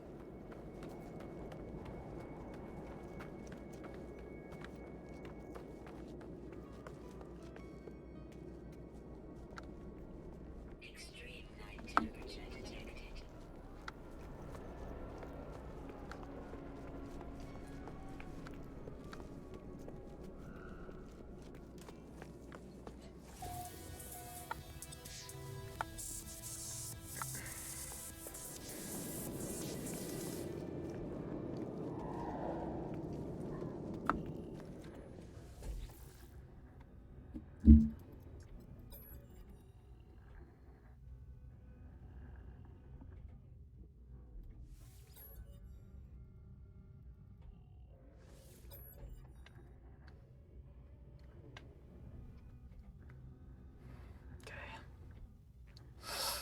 The entry is titled The Abyssal Hunts. They document a series of pirate expeditions to catalog, capture, and consume new creatures in a distant world. Some of the expeditions are cataloged with audio logs. The horrors lie beneath the waves. They come in many forms, all of them corrupted, all of them diseased. Grah, the Gex says we should flee. They make good sport. We tied the Gek to the mast of our ship and entered the waves. Amazing.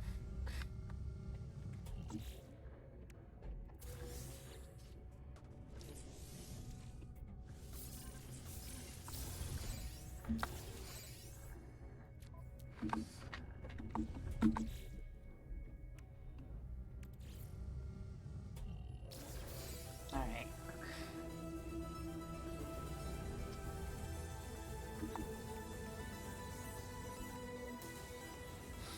So the reward for phase 1 is an electric jetpack trail. That's interesting.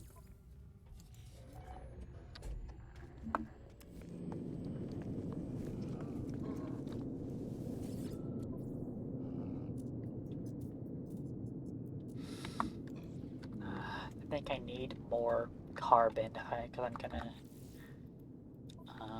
I'm running out of hyperdrive fuel eventually.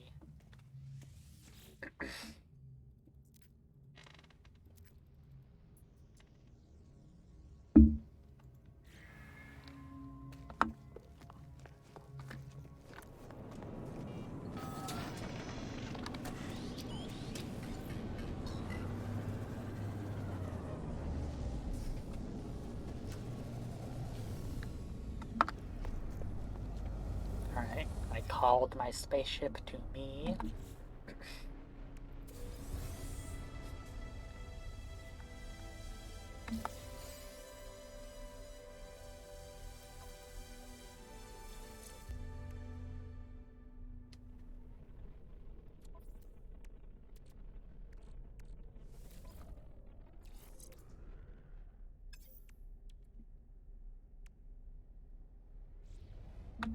Hold on, what else did I have in here? My life support module.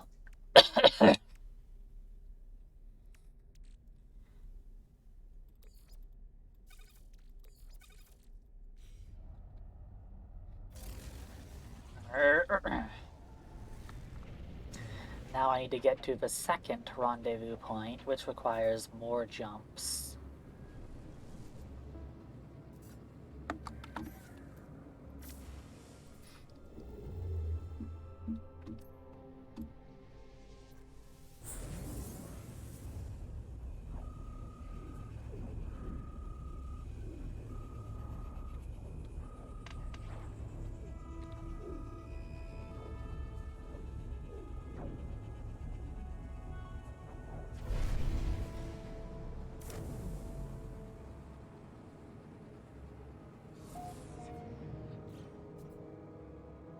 Does the system not have a space station? Oh no, it's behind me.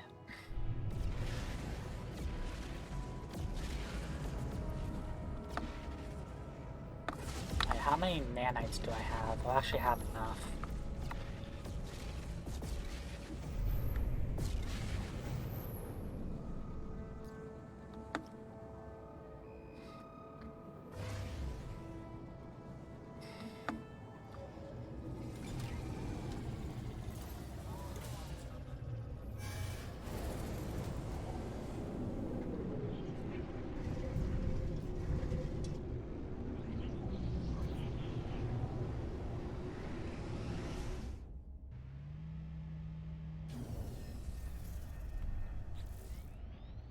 This ship is not working for me.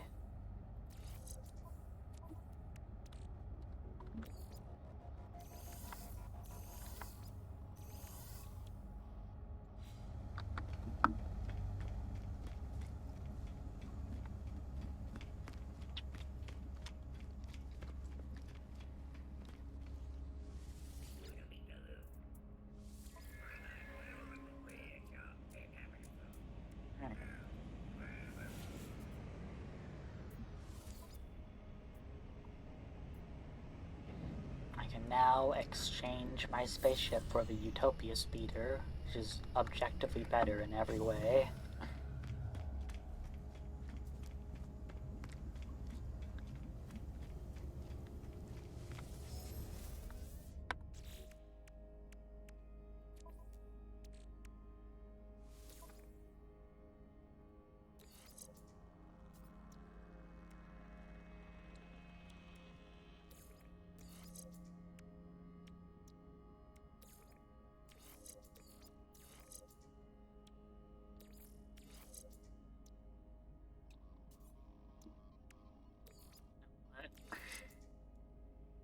My infra knife accelerator can get some crazy damage if I put it in that slot.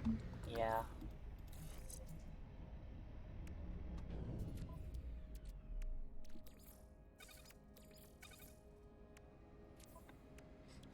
There we go. Now I have a good spaceship.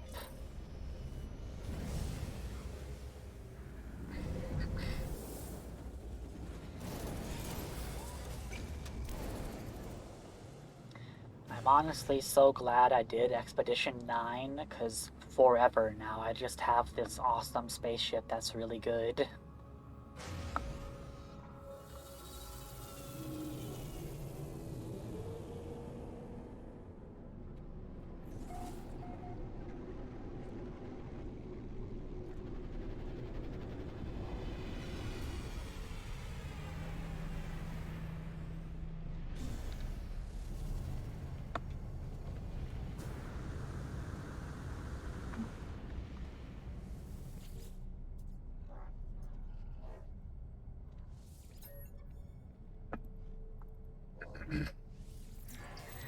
I'm just taking a moment to learn some more Korvax words if I can. There's a bunch of Vikeen here. Looks like that was the only Korvax who was here. Sad.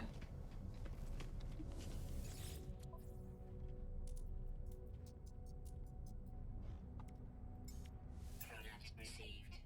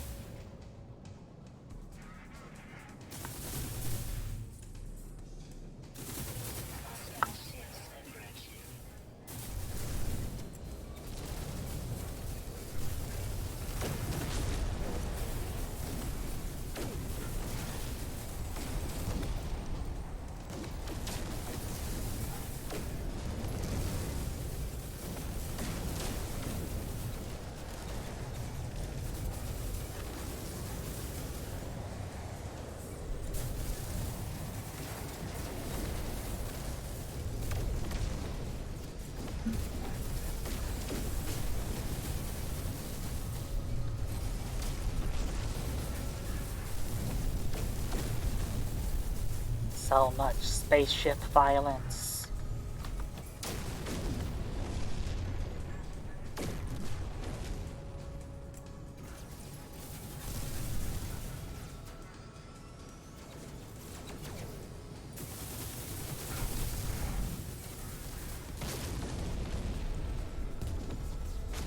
Hostile ships defeated.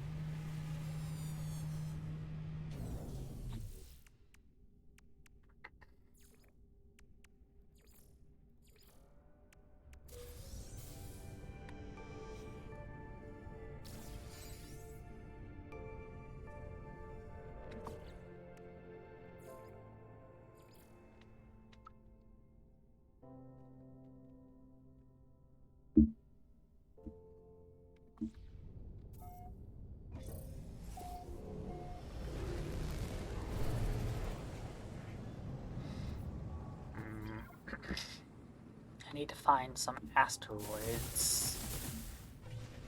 There we go. There's a few floating out here.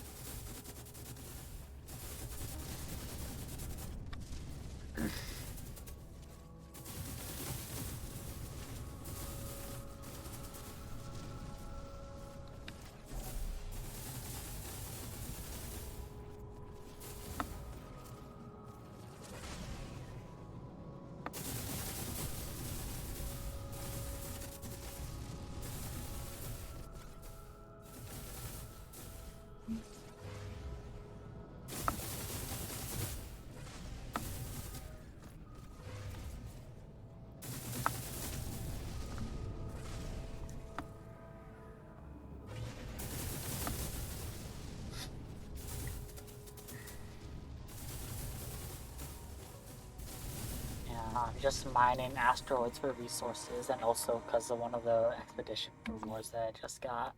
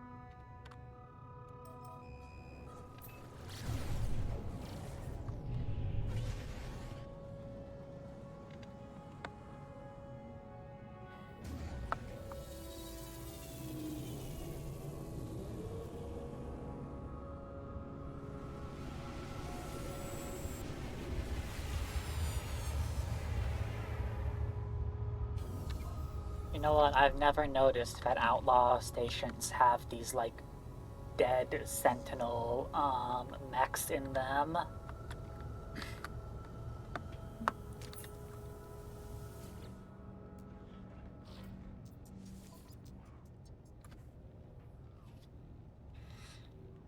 And it's almost actually just, like, worse than my multi-tool. I don't need this.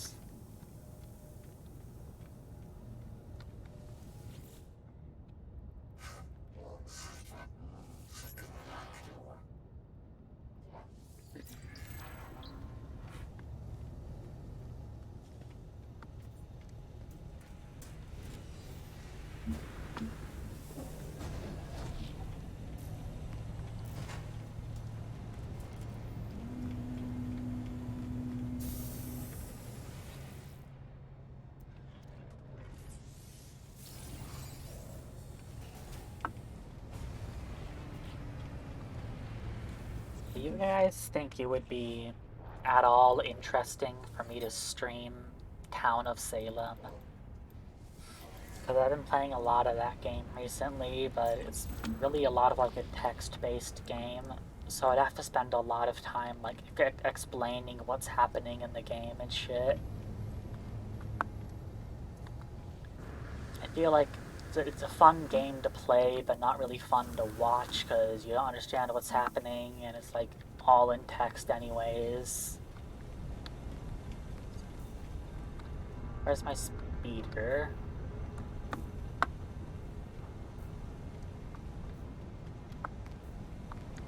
Actually, where did I leave my speeder? Ah, it's back there.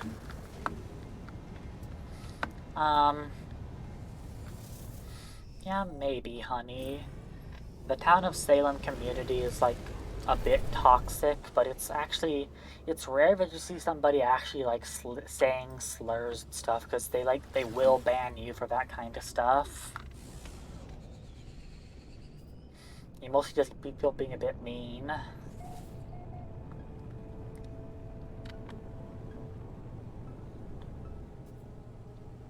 Because I'm pretty sure a lot of the people who play Town of Salem are like kids. So if you report somebody who's like saying slurs and shit, they usually get banned pretty quickly.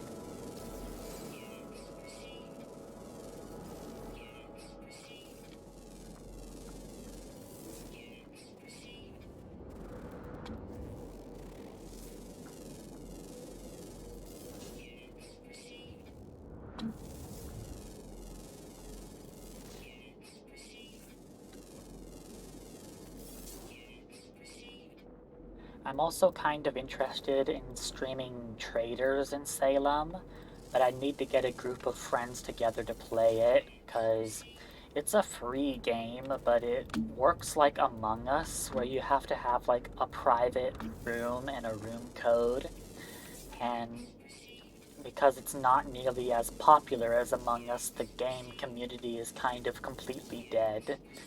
I was going to try to play Traders in Salem a couple days ago to see what it was like, but it turns out you cannot play the game publicly, so if I'd like to play it, I'd need to get some friends to play with me. And I would need a lot of friends, because a full lobby of like a Town of Salem game is 15 people. So if it's still 15 in Traders in Salem, like, I don't even have 15 friends who'd be willing to play.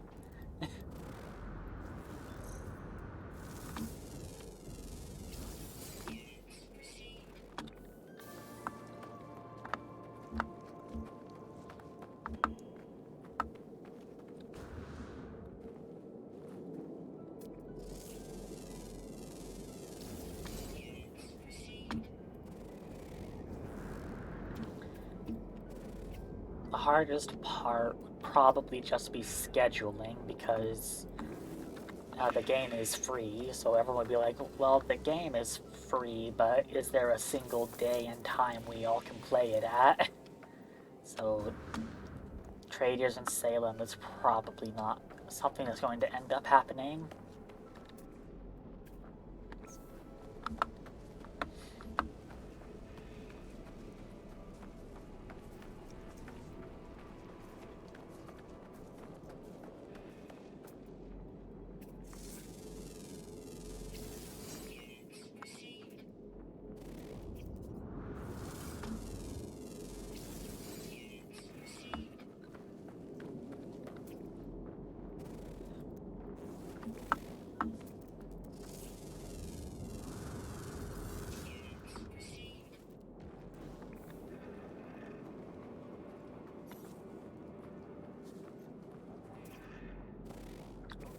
This guy just like killed this guy.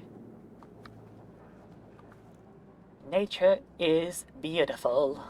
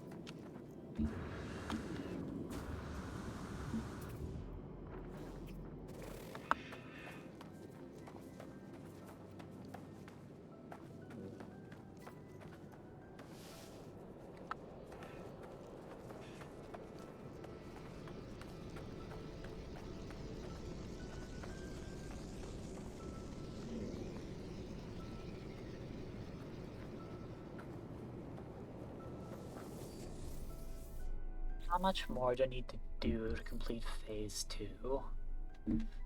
Quite a few things. I'm probably not going to finish phase 2 before the end of this stream, but I might as well get to the next rendezvous point.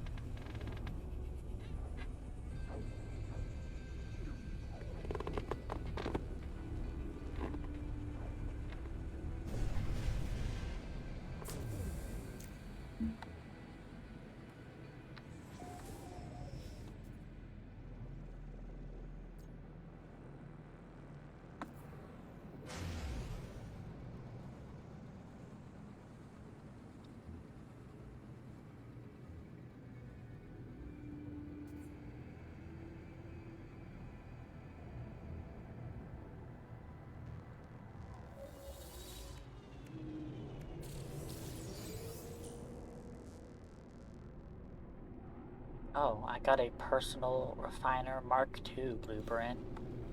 Interesting.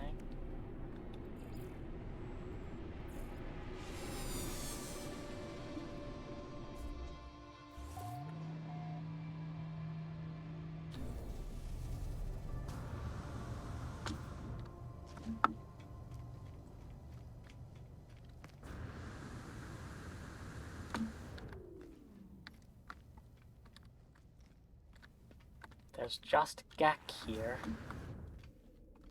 1 Korvax.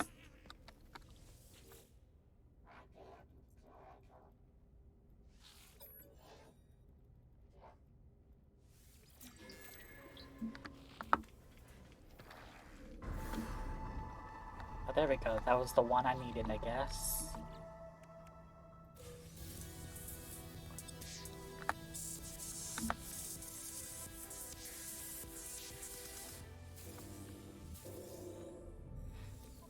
Got an optical drill for my multi-tool.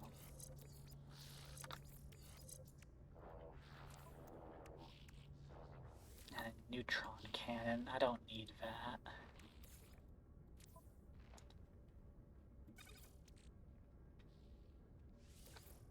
More pulse engine modules.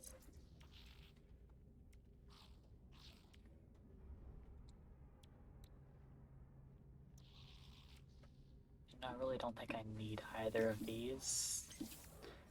Ooh, gave me a bunch of free deuterium though. I might need that for weaponry later.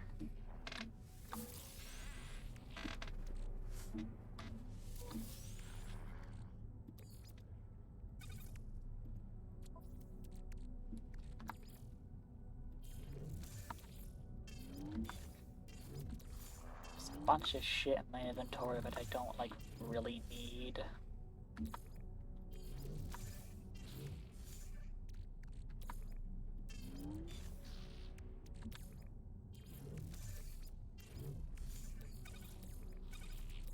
And all this stuff is useful.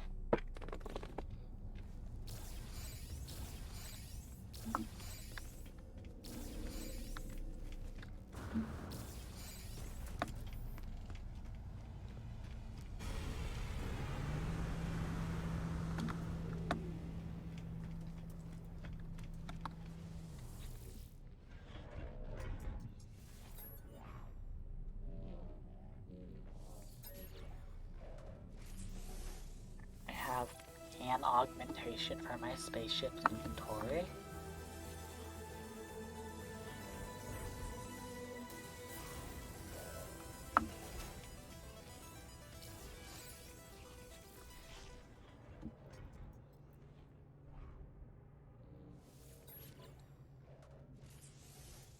Upgrade my multi-tool.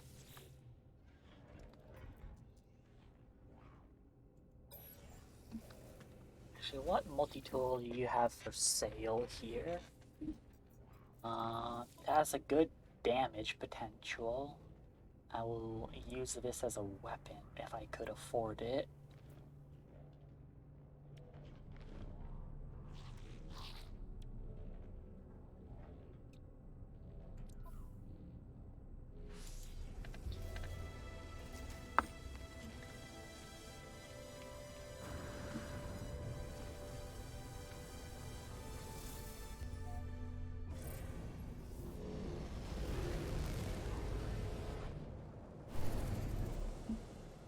Where is the rendezvous?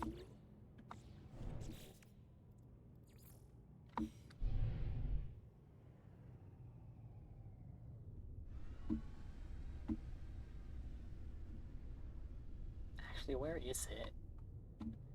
It's not showing up anymore.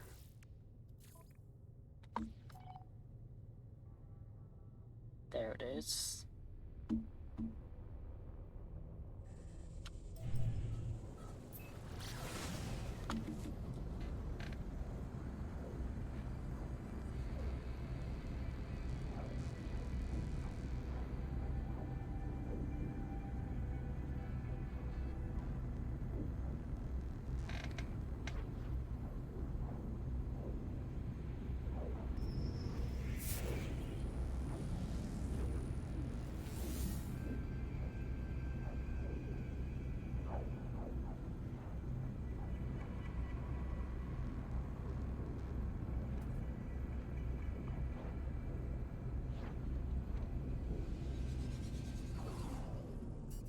Oops, I flew right over it.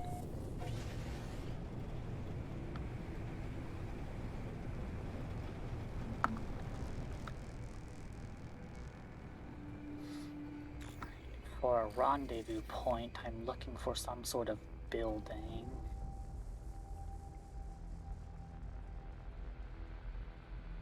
I see nothing building shaped nearby, so I guess I'll just land.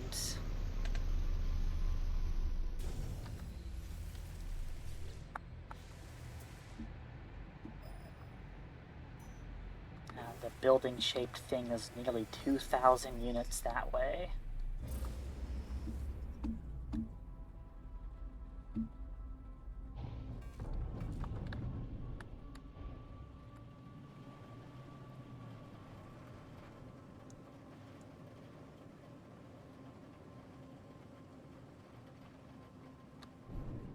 There it is. That was why I couldn't see it. It hadn't popped into existence yet.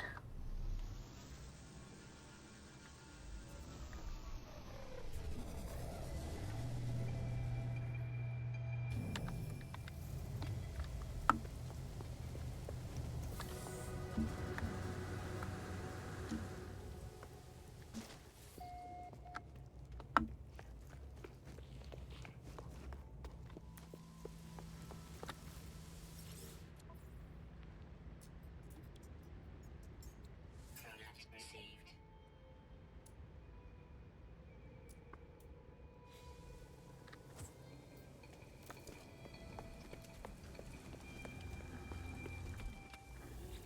I wonder what this archive has in it.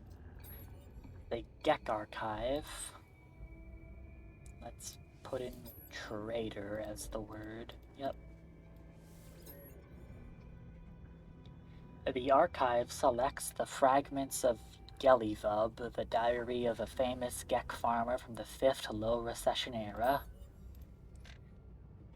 Entry number 5. The Overseer is upset with me. It demands greater yields for spawning pools. If we fail, all the children dead, Gelivub. Despair. Little more than frostwort will grow in this place. How shall we thrive on dioxide? Several hydroponic arrays seem to be more successful than others despite identical elements. No sense. None at all. I asked Korvax employees to perform tests on water, but they refused to go near it. Atlas End, they chittered. Silly Korvax.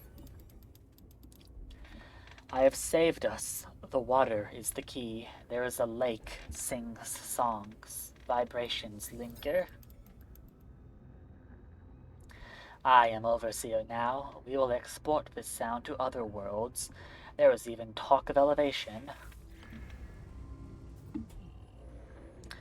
So those logs seem to be from the period of Gek history, before they were turned into traders. For anybody who doesn't know No Man's Sky lore, the basic history of the Gek race is that they used to be like a brutal warrior race who were like conquering the entire universe and shit, and they enslaved the Korvax people. But because the Korvax are like robot people with nanite blood that has the ability to rewrite DNA, the Korvax infected the Gek's water supplies with nanites that rewrote their genetic codes so that they were no longer genocidal warmongers and would instead direct their passion for supremacy over everyone else into trade. So they basically turned them from like a horrible warrior race into the worst capitalists in the entire universe. But, you know, as long as the Korvax aren't enslaved anymore, if it works, it works.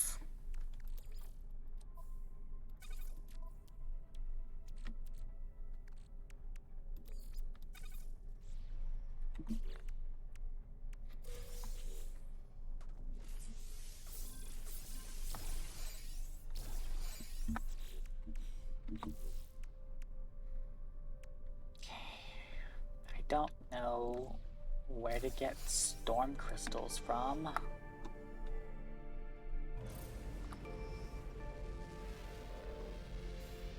I need to first find a planet that has storm crystals, and it needs to be storming.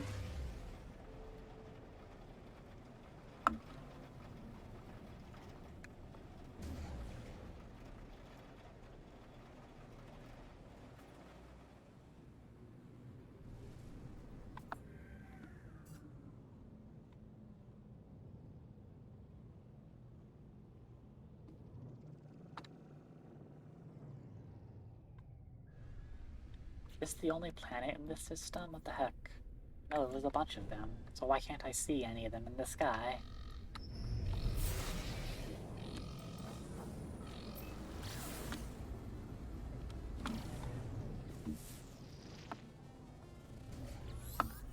Ah, the Sentinels found illegal cargo.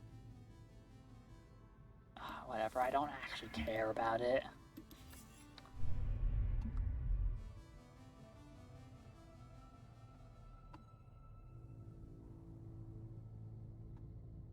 For some strange reason, I can't seem to find the other planets that exist in this system.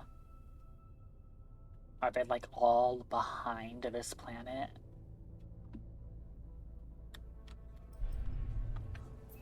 Ah, there they are.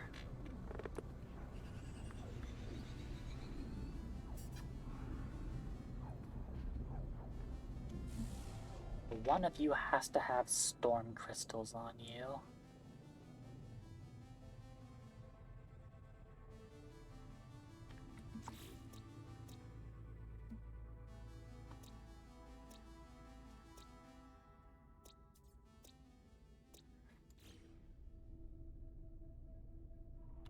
I don't know if they actually say if they have storm crystals on them.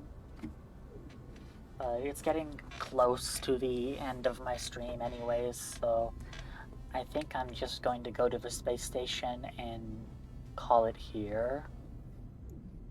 Oh, in just a few moments when I land.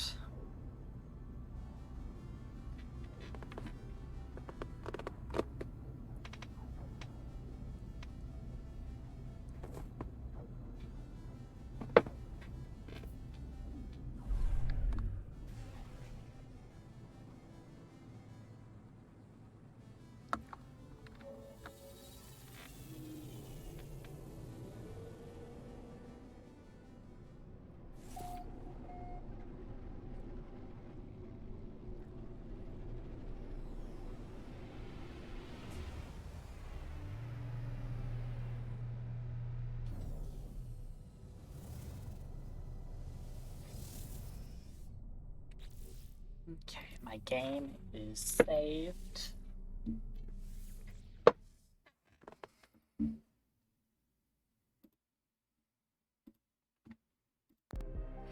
Alright. Well, we've been going for about 3 hours now, so I think I'm going to go ahead and end the stream now, because my boyfriend should be coming home soon, and I've got some chores to do. Thank you very much, everybody, for coming today. I will let you all know in the future if I can fit more streams in my schedule. I would like to finish this expedition, at least, but if all else fails, I will end up doing the rest of this expedition off stream. For now, we are going to go ahead and raid the lovely Light Emitting Doe, because she is streaming a game called The Golden Idol right now.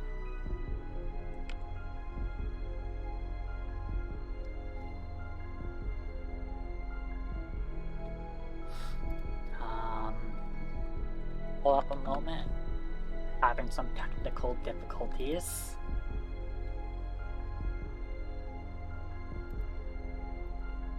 Did that raid actually start, or what? There we go. Okay.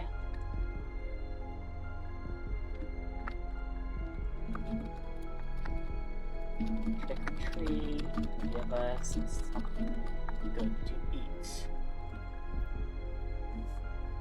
Okay. This is our raid message, the same as it's always been. And I will see you guys when I see you. Goodbye. Have a nice day.